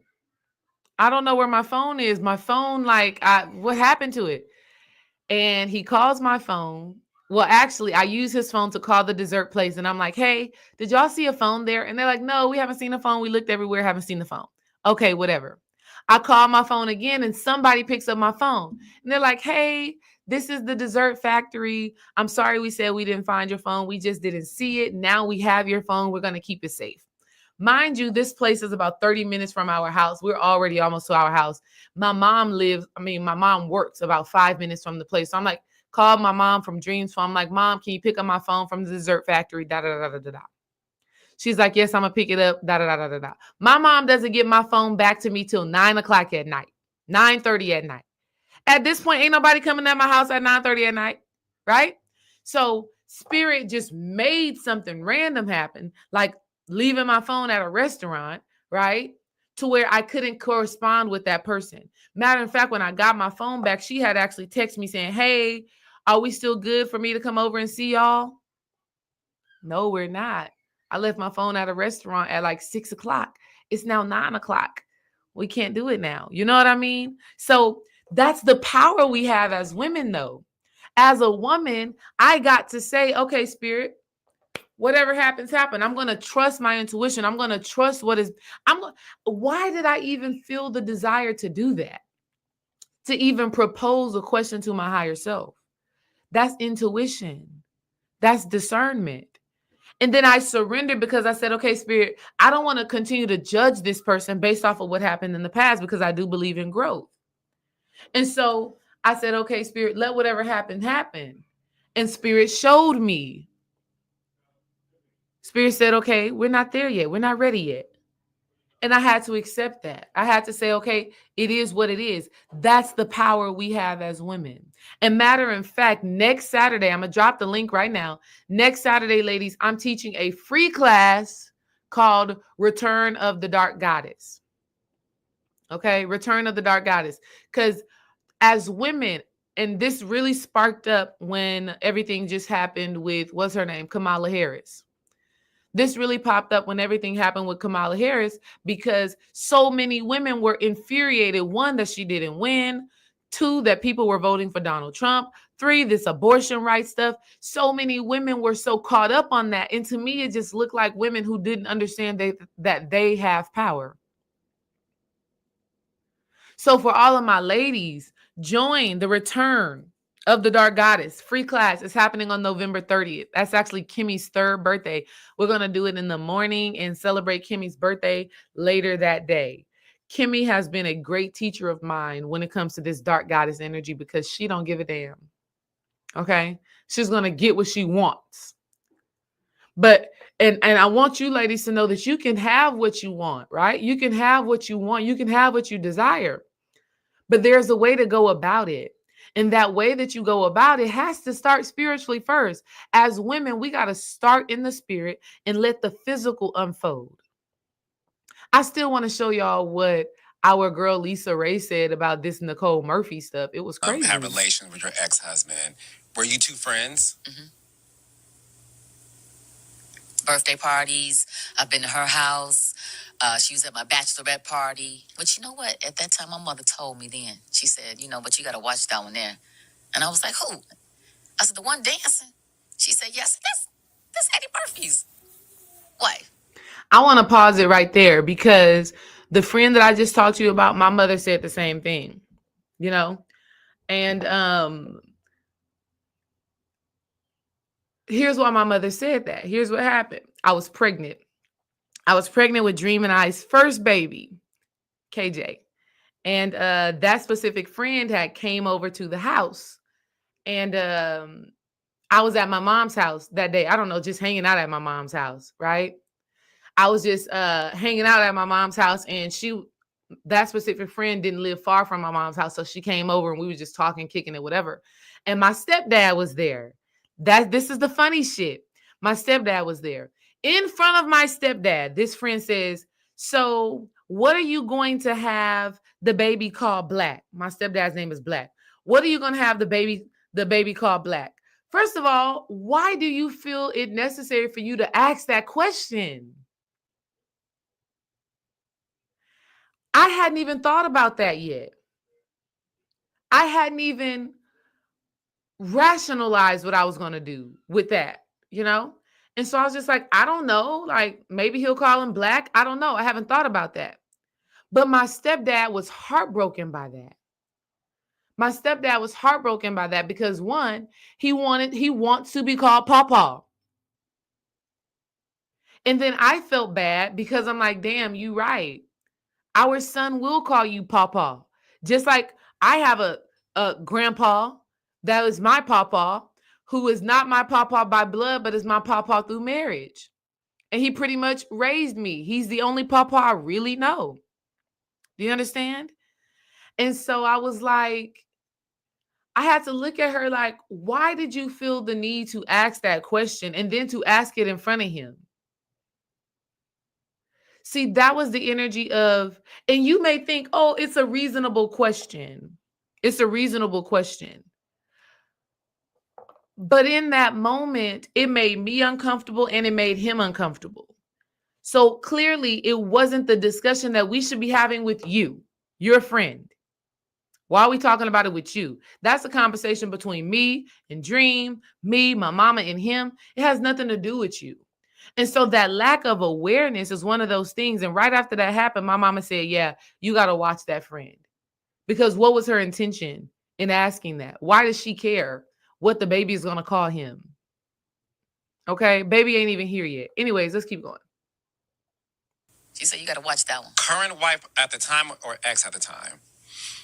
I want to say, I think she was still married. They were still married. And I was like, no, And so, you know, when your mom tell you something about new school, you feel like you old school, you know. And she was right. How'd you find that out? I had checked the manifest of my plane because we owned a plane. And so when you check that list, it says all the people that have rolled on the plane. And she didn't ride on it with me. And nor did she receive an invitation from me. So if you got a girlfriend that has her own island, I would think that you would call and say, hey, girl, I'm coming, because I was getting everybody to come. So why you would accept an invitation from him and you don't even know him is unbeknownst to me. I don't know how that could happen. Do you? I guess not. I never owned a private plane or Not that part. no, I don't know, but you know, meaning, yes, this is too rich for me. You know, the manifest of the list, like, damn. So you saw her name on the list. And I tried to call her. And, you know, at first she said, no, I haven't been to Turks and Caicos. I have not been. And it was like, well, wait a minute, you know. And then I called again, and then she stopped answering the phone. So at the time she was dating, at this time, Michael when Strahan. I found out, she was dating Michael Strahan. So I called him. And I said, hey, do you know anything about this? And, you know, we talked or whatever. And I said, well, you know, let me send you a tape that I have of proof, you know. And so I did. What tape? What was on the tape? You know, it was a tape of her and Michael where she was dropping Michael off at the private airport in her car. And they opened the gate and they pulled up to the plane, and she gets out and he gets out. And I go, oh, I didn't know y'all knew each other. And I'm going to leave it right there because that part is my business. The other part is someone else's business, which I've never, you know. Craziness. This is what you're dealing with in relationships. This is why you can't get married after 1 week. You know, and you have to, as women, let me tell y'all, we know shit before shit even hits the fan. You know things before it even comes to light. And we got to stop, you know, questioning that. Now, you do have to realize when you are in your trauma bag, but at the same time, understand that your trauma within those experiences, there's great lessons. You've learned many lessons through those experiences. And it doesn't mean that you project those experiences onto everybody that you are dating, onto everybody that you are connecting with. No, right? Those things are to give you insight on how to move. Those things are so that you don't repeat the same habits that led you into that relationship.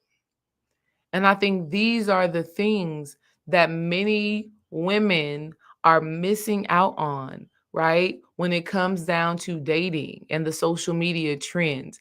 Last video I want to show y'all that I thought was so cute because, again, society will tell you not to do this. But what I'm telling you is that this is real shit. Stop believing in the fairy tale, okay? Let's get real. I'm not telling you that you cannot have a fairy tale love. You can. But real life is real life. And this video that I'm about to show y'all really shows that. Whether this is a skit or real or not, the essence of it is still super genuine and beautiful. Let's look at it. Yeah. Wow. I'm excited. Yeah? Hey, listen, babe. I gotta be honest with you real quick. Do you have a surprise? Like, kinda. Look, I don't like telling you this, but like, I really was excited for our date tonight and to take you out to a nice dinner, but I was just like looking at like bank account after bills and everything, and I don't got it like that right now, babe. Like, I don't know if I can take you out to a really nice dinner tonight. Sorry. No, babe. Don't be sorry. It's okay. I brought my purse tonight and I have my card. I just got paid. Babe. No, I mean, I just got paid. I mean, if I'm eating, you're eating, babe. But it's my job. I want to take care of you, babe. No, babe, but it's okay. You remember how we talked about 80-20? We did talk about 80-20. Yeah, you're my man. You're my partner, baby. I got it, babe. I literally got it. It's okay. No, let me treat you, babe. I've actually been wanting to take you out on a date, actually. You mean it? Yeah, baby. I love you so much. You're the sweetest person I've ever met. I I love you too. I love you so much. Thank you for understanding. Of course. Oh, you're so good to me. Okay. Clearly, this is a Caucasian man that she is dealing with. And I don't want us to think that this type of dynamic only happens between interracial relationships, right? Like, no. You can tell that she is absolutely smitten. And even in the video, y'all can't see it, maybe not because it's kind of small, but in the video when he's like, babe, I got to tell you something, you can see her heart rate. You can see her breathing literally changes. So this is one of those moments where you see the emotional entanglement and she gets kind of concerned, like, wait, what's going on? And then when he says what he says, she's so relieved. She's like, oh, this is nothing. I got this. I got us. I'm not, what? See, that's the side of media and women talking about dating and relationships that is not communicated. When any real, genuine, authentic, about that life woman understands. If she got it, her man got it. If her man got it, she got it. Right? And then you still have men that are like, I still want my woman to have her own stuff, right? To have her own bag, to have her own ability to get to it. She don't have to contribute. But in times when we have a need, in times where she may be whatever, that's what happens. So ladies, I hope that this overall conversation just helps you to understand that you have to tap into a power that is innate and that has been you and that has always been you, and not live your life strictly focused on what a man or what somebody can do for you. But understand where your true power lies. I am a princess and a queen, okay, over here.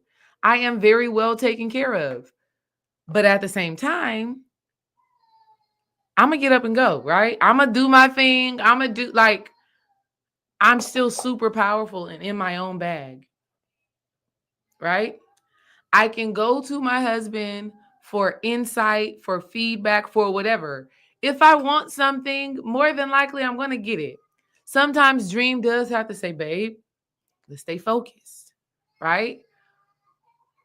But for the most part, I get to have what I want. And, my ideas are awesome. He receives my ideas. But it's just not, but at the same time, he knows that Desiree will grind if I need to. Like if I got to go out and do whatever, I'm going to do it for us because I love us. I love our family. I honor us. I respect us. Do we understand? Like there's nothing, I would never let our family fall on just his shoulders. Nah, it's not happening. It's not happening. So even with that understanding, as women, we got to stay strong. We got to stay powerful. And let's not get the strong thing, because a lot of women say, "Ooh, I don't want to be called strong." Stop. That's the ultra feminine. I got to be soft. I got to be this. No, we do need to be strong. But strong doesn't mean you carry the world by yourself. Strong means you're vulnerable. There are things that I've had to communicate with my husband that I felt weak to communicate, to say, baby, you know what? I need this. Baby, I've been feeling this. I need to do this work. I need to, like, what? There are times where I've had to say to Dream, my mental health. I gotta take a step back and work on my mental health. I gotta take a step back and just, that doesn't feel like strength to me. That feels like weakness. But I know that it is strength because it takes a strong woman to be able to communicate what she needs. It takes a powerful woman to be able to look at herself and say, listen, I got these deficiencies. I got these things in my life that are like, I gotta deal with it. I gotta fix it. You know, if you're gonna be, I would appreciate if you would be along for the ride with me. I would appreciate if you would have my back as I go through this journey. See, a lot of times women are just talking about they need a man that provides, provides, provides. But what about a man that says, I support you going to therapy, babe? Or babe, if you think that we both need to go to therapy, I'm willing to go and sit down and talk to somebody about how we grow as a couple. Oh, babe, you want to work on this? You want to work on that? I'm supporting you with that. Let's do that together. That's the real part. A man that's just throwing a bag at you, sis. And there will be women out there who will say, oh, that ain't what it is, or blah, blah, blah, blah, blah, blah, blah. I need the bag. I need the bag. If only thing you're looking for, sis, is the bag, you are going to be deficient in that relationship. There's going to be things missing in that relationship. Things that truly matter, right? And I'm saying that as a woman who has had the opportunity to not work, to just do what I love, go live and talk like this is what I love to do. I'm saying that as a woman who is at home with her kids every day, right? I'm saying that as a woman who has a man that will do the work, that has done the work, that is doing the work, that's a go-getter. You need more. You need more, right? I talk to Dream and I'm like, babe, I appreciate you. You're doing all of these things and I still need this or require this, right? Listen to me when I'm talking, right? Just be there for me emotionally. And let me tell y'all, when he does that, when I get to pour my heart out, when I get to cry and just be heard and just received, that's when we have the best sex. It ain't just when bills are paid, right? That's cool. Yeah, bills are paid. I'm glad the bills are paid. But when I just get to be like, this is how I'm feeling, this is what's on my heart, this is what's on my head, when I get to just open up, I'm opened up. And that's what it is. Some of these women are opening up their bodies just to a man that gives them money. And that's whack as hell. Okay. That's bare minimum. That's basic boys. And I'm going to say this thing and I'm going to answer y'all questions. We're going to get off of here. Best believe that these men are listening to Shera 7. Best believe that these men are listening to Kevin Samuel's old videos. Best believe that these men are listening to all of the videos and the female influencers that are telling y'all women how to go and get the bag. Best believe these men are listening and they taking notes. And they taking notes. Think about the movie that Steve Harvey did, Think Like a Man, right? Think Like a Man, that book. The roles are reversed. And I will tell you all, as women, we do need to be mindful of the way a man's mind works. Stop relying on your single homegirl, your divorced friend, your unmarried friend, your girl that has never had a healthy relationship. Stop talking to those people about love and relationships they don't know.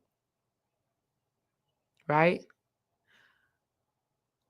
You do need to understand how a man thinks, how a man processes, how your potential man does those things. We do need to understand that, right? But best believe they listening to these content creators and they are gaming you up, bamboozling. They're doing that. Why wouldn't they? Shera 7 has a huge platform. Many women are sharing her stuff over and over and over again. It's coming across a man's feed. He's seeing it. Oh, all I got to do is act like I'll pay for her life. All I got to do is show her that I got a bag. All I got to do is drive a nice car and get up and do something every day. And she going to want to be my wife like that. She going to want to give me her whole life because it looks like I got it going on. Yeah, that's happening. Okay. Let me see. When we love the men, we are called pygmies. When men love us, they're called simps. We got to ignore that. Exactly, girl. Ain't that so crazy? Ain't that so crazy? That either way, When you love someone or you are loved by somebody, that energy is demonized and devalued. It's delusional. And what I also want y'all to know is that the shit is not real. It's really not real on a massive level. I think the most important thing we as women have to do is look at ourselves, look at what attracts us to our partners, look at what it is we really are needing, first of all, and give those things to ourselves first. And as we give those things to ourselves, we are in a healthier mental, spiritual, and emotional place to actually receive healthy love. Okay? And when you receive healthy love, that does not mean that there's not going to be differences, arguments, and moments where you're looking at this person and you're like, I don't know if this is going to work. Because there will be. Absolutely will be. I think every couple has had a situation where you know you love this person, you know that y'all have each other's best interests at heart, but you just don't know if y'all are going to stand this test of time, if y'all are going to stand the challenges that you face. And that's why I think it's so important for us to understand the level of spiritual work that is required to have a sustainable, long-lasting love. And I want to also say this: divorce is not a bad thing. In fact, oftentimes we have to divorce ourselves from things that no longer serve us. If a relationship is draining your power, if a relationship doesn't pour into you, if you are unhealthy in the relationship, then something has to change. So that's a beautiful thing, because we got a question here. Let me answer this question. Cece said, what are the signs it's time to walk away? The signs that it's time to walk away, one, is if you become mentally, spiritually, emotionally, or physically ill, and you can directly connect that illness to the relationship. So let's say your thoughts have become detrimental. Your thoughts have become toxic. Your thoughts have become unhealthy. Let's say your body literally gets sick. Let's say spiritually you feel disconnected from God. You feel like you're no longer in alignment with source. You feel like you are just somewhere else. Okay. Let's say you find yourself consistently in depressive states, right? And you have this thread that connects you to that relationship as a source for that illness. And you don't have the skills to disconnect that cord and maintain the relationship. So what that means is, if you don't have the ability to set boundaries and stand on them while in that relationship, if you don't have the ability to change the way y'all interact and communicate and deal with each other, if you don't have the resources or the willpower to go and get the support that you need to shift the dynamic of yourself and therefore shift the dynamic of the relationship, it's probably time to walk away. And a lot of times a person could be sick, and I mean mentally, spiritually, emotionally, physically, and they know that it is how they are relating that is causing that, and they stay. Basically, what you've done, you've given your power to that person or to that relationship or to this lie that you have to be together. You've given, stop. A relationship should never be maintained at the extent of your own demise. So there's things that you have to do. One, go to therapy. Get help. Stop trying to figure it out with people, places, and things who are not qualified to genuinely support you. But two, and not just go to therapy, but also get coaching. That's a part of therapy, right? Come see your girl. Two, the reason why that's important is because you need to understand why you relate the way that you relate. I was talking to my own therapist and was just saying, some of the things that I had struggled with that were in my relationship, my parenting, and in business, right? And as we talked about it, we realized that it was all the same thread. It was all the same fear. It was all the same belief. It was all the same thought process that was creating a deficiency in these different aspects of my life. So getting that external perspective is essential, because when we do so, we get to see how everything is divinely connected, and then we get to take steps to change it. So if you take the steps to change it and those changes don't result in a shift in your relationship, that's how you know it's time to walk away. Okay. If it's just making you not well, it's time to walk away. If your partner does not have, and this don't even got to be the partner, this could be family member, this could be your mama, brother, sister, cousin, somebody, friend. If they do not have the mindfulness to observe how the dynamic of y'all's relationship is unhealthy, and if they don't have the desire to support you and support themselves with shifting that dynamic, it's time to walk away. You cannot stay in a place or space that is detrimental to your holistic well-being. Let's go to Jenny's question. It says, at times, my defensiveness comes up in a disagreement or when getting feedback. How to realize my negative reaction to that? You can't change it. I know you probably weren't expecting that. We have the way that we react to things is so deeply entranced in our cells.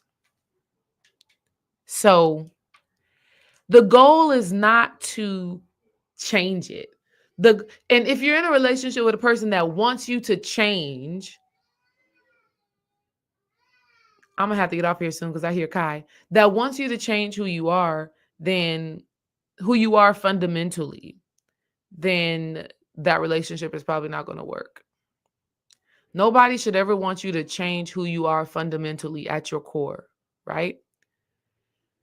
So when it comes down to being triggered and having these negative reactions, it's not about changing the reaction. It's about lessening the power of the reaction. It's about diminishing how that reaction dictates how you move forward. The reaction is there as a protection mechanism. The reaction is there as a protection mechanism. The reaction is going to be there because it is so ingrained in who you are. Let me listen to what I'm saying. The reaction has become your personality. Okay. And first of all, we don't want to see it as a bad thing, because when we see it as a bad thing, this is when we've given away our power. So we want to see it, okay, this is a part of me. How do I not allow it to control my relationships, destroy my connections? So like for me, I can feel the reaction, but not act on it. That's the catch.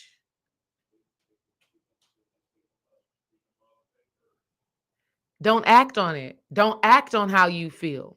The reaction is going to be there. Here's the key. The more you don't fuel that reaction with emotion, right? The more you don't fuel that reaction with, damn, why do I keep doing that? I'm so tired of doing that. I'm going to da da da da da da da da. That's you giving that reaction power.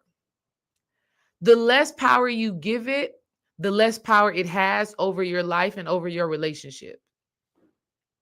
Okay?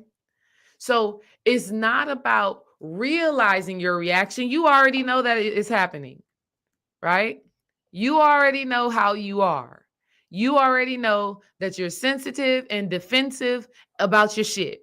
Because I'm that way too. I'm sensitive and I can be defensive about my shit, about things that I find important. I know that about myself. I'm not trying to change that about myself, because that sensitivity and that care for who I am, for what I do, for my ideas, for my mind or whatever, that's what helps me to create beautiful works of art. Okay? But what I do is I do not allow the feeling to dictate how I treat my partner. And I used to do that in the past. In the past, Dream could say something about something that I like or something that I care about. And I just had to be like, I feel the triggering. I feel the, oh, he don't like it, whatever, or he thinks I could do better or whatever. I feel that, but then I don't project that feeling onto him. So when I don't project the feeling onto him, that is me not giving the feeling or the reaction more power. Okay? So that's what this is about. We all have it.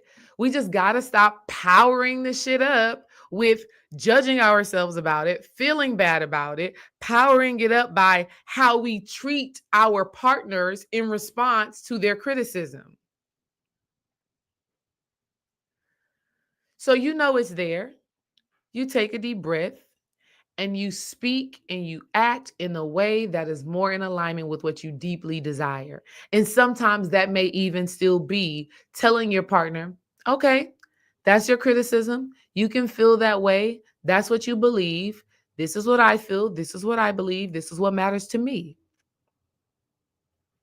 I know I be having to do that all the time. Like, I hear you, but I like it, you know? Next question. It says, peace, y'all. I have a question on the spiritual dynamics of when two people are in love, but one is ascending with passion and the other is not because of past traumas that's still unhealed. Ascending with passion and the other is not because. So I don't know what you mean when you say ascending with passion, Lotus Child TV. I don't know what you mean when you say ascending with passion. I don't know if you mean passion for the relationship. I don't know if you mean passion for life. Like there's something that you're passionate about that you want to become like your purpose. You want this to become something that you are serious about, right? I don't necessarily know what you mean by that. So if you are here and you want to um, drop the comment or clarify, that would be great. But what I will say, in relationships, there's always going to be moments where one person appears to be on a different level, on a different page than the other person, right?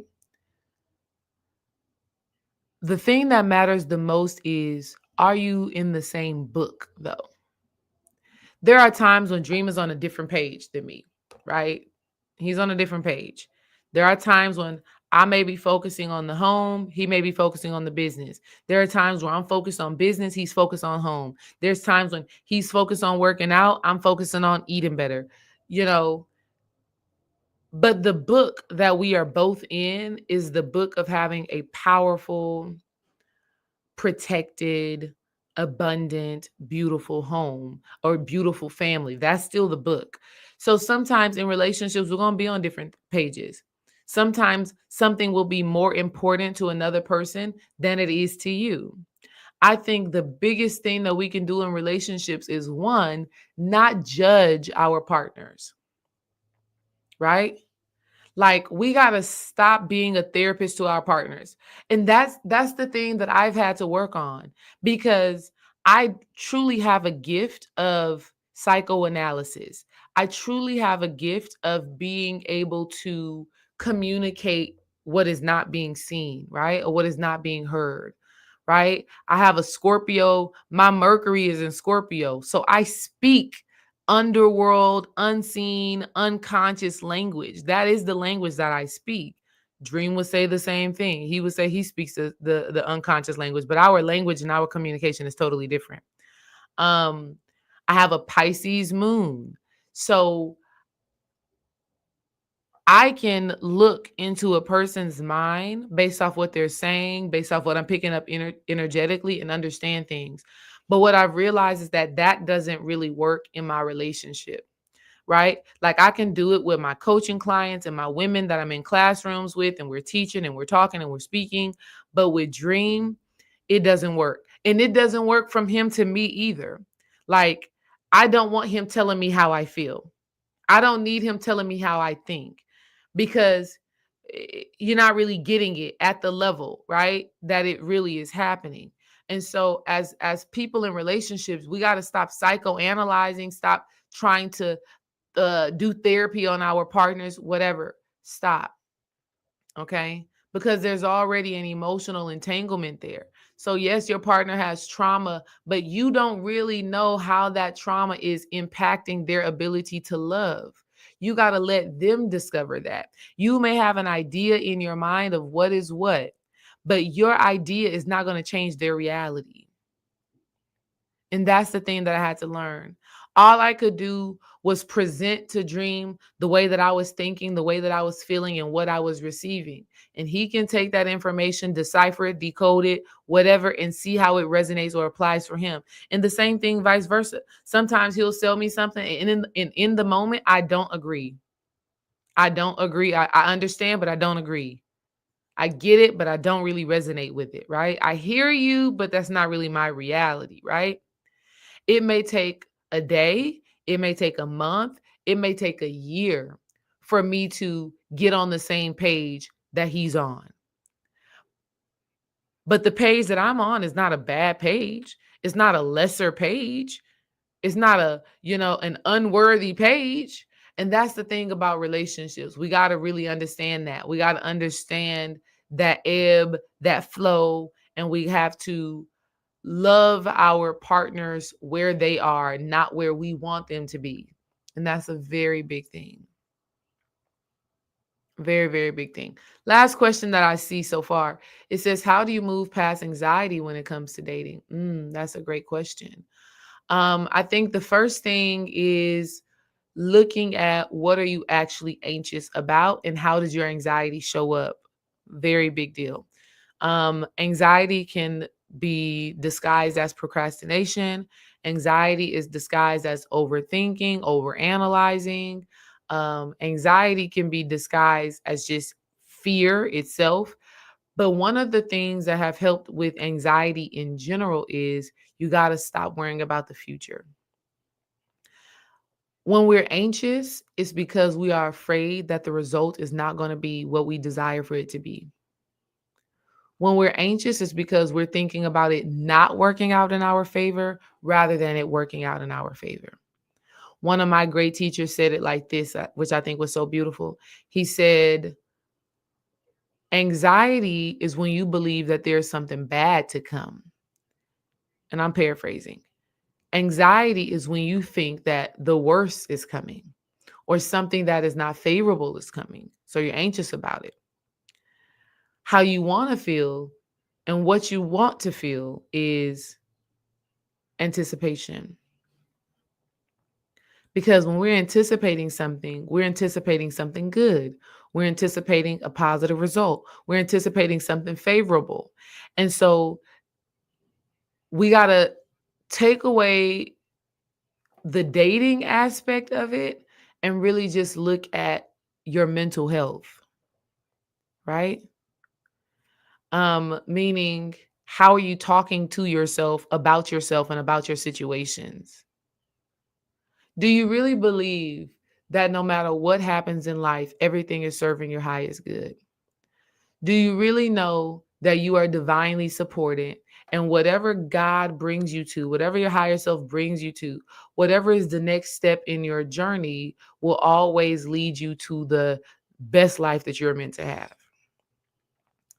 And I think when we think about it like that and we exercise that type of thought process, whether it is in dating, whether it is in business, no matter what this area of our lives are in, when we have anxiety, we have to start thinking from the perspective of everything is working out for me. And that may seem easier said than done, but it takes mindfulness. It's about taking a deep breath and taking the first step. The first step. So if you're anxious about dating, I would encourage you to ask yourself, would I want to date me? If the answer is no, then you just start doing the inner work. You just do the work, right? You just become the best version of yourself. You start going to the gym. You start going for walks. You start eating well. You start reading more, meditating more. You just become a better version of yourself. And then when you can ask yourself the question, would I want to date me? And the answer is yes. That should help you with surrendering the overthinking and the overanalyzing, right? And then the overthinking is also your way of trying to predict the future, right? And when we are like that, we are in a, I don't want to say negative, but the negative is the best word. We are in a negative aspect of our masculine, okay? Because the masculine energy is thought energy. So when you are overthinking about your love life, you are in your unhealthy masculine. And you're trying to rationalize, you're trying to say, okay, this is going to happen, and this is going to happen, and this is going to happen. What if this happened? What if this happened? So you're trying to create a path to your own destruction. And that's what has to change, you know? Lean into the healthy masculine, which is all I can do is prepare. All I can do is be my best self, right? All I can do is show up right now in this moment with the wisdom and with the insight that I have. And then the healthy feminine is when you show up and you're in those spaces, you feel it out. You trust your gut.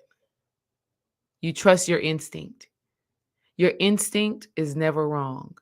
When we're overthinking, we're trying to rationalize our instinct. Okay? Anyways, y'all, that is my time with y'all. This is the longest I have ever been live. I think it has to do totally with, I love talking about relationships, right? I love talking about relationships because it's such a beautiful thing. I need to do it more, but it's just like my content or my real beliefs on relationships is not as polarizing as saying, girl, go get his bag. And it's just not, because I just know it's not black and white. It's not black and white. It's gray. It's gray. It's all gray, right? And so we just got to be able to talk about the gray area, right? And so that's what I want to do more of. So I thank y'all for being here. Ladies, also go ahead and click this link and sign up to the Return of the Dark Goddess live workshop. Go look at the page. You're going to see everything that we're going to be talking about. We're going to be talking about how to own both sides of yourself. You know, we're going to be talking about how to tap back into just being that girl. There's so many life experiences that we've had that have just, you know, made us forget. I know there are times, y'all, where I've forgotten who the hell I was. And I'm like, wait, hold on. And so I'm not even going to keep talking because I'll start telling y'all more about it, more about that energy as we continue to lead up to November 30th. We'll talk more about it, but go ahead and join that workshop. I'm so looking forward to seeing y'all because it's been many months. It's been many months since we've taught a live workshop. I want to say it was like in June, something like that. So I'm glad to be getting another one in before we go into the new year. So y'all make sure y'all show up. We're going to have a beautiful conversation. And I just want y'all to understand that it's all about regaining, reclaiming, reawakening who you really are, ladies, which is powerful, which is divine, which is sacred. You've been that girl. You will always be that girl, and understand it's not about what's on you, it's what's in you. And a lot of these people in these social media streets are thinking it's what's on them. Okay. It's what's on them. It's the earrings. You got the, you got your Van Cleef and your Louis Vuitton and your Chanel bag, and people are thinking that is who defines, or that's what makes them that girl. Honey, but we was that girl living in poverty. We ain't there no more. We ain't there no more, but we still that girl, right? We still that girl, right? Still that girl. Still got it going on. You know what I mean? So it's not about what's on you, it's what's in you. And so my job right now, my desire, my hope right now is to help y'all remember what's in you, because it's always been in you. Okay. We'll be talking soon. I'll see y'all then. Thanks for the questions. Y'all let me know in the comments of this video. Let me know what y'all think about what we talked about today, because we talked about a lot. I want to hear from y'all. Peace, family.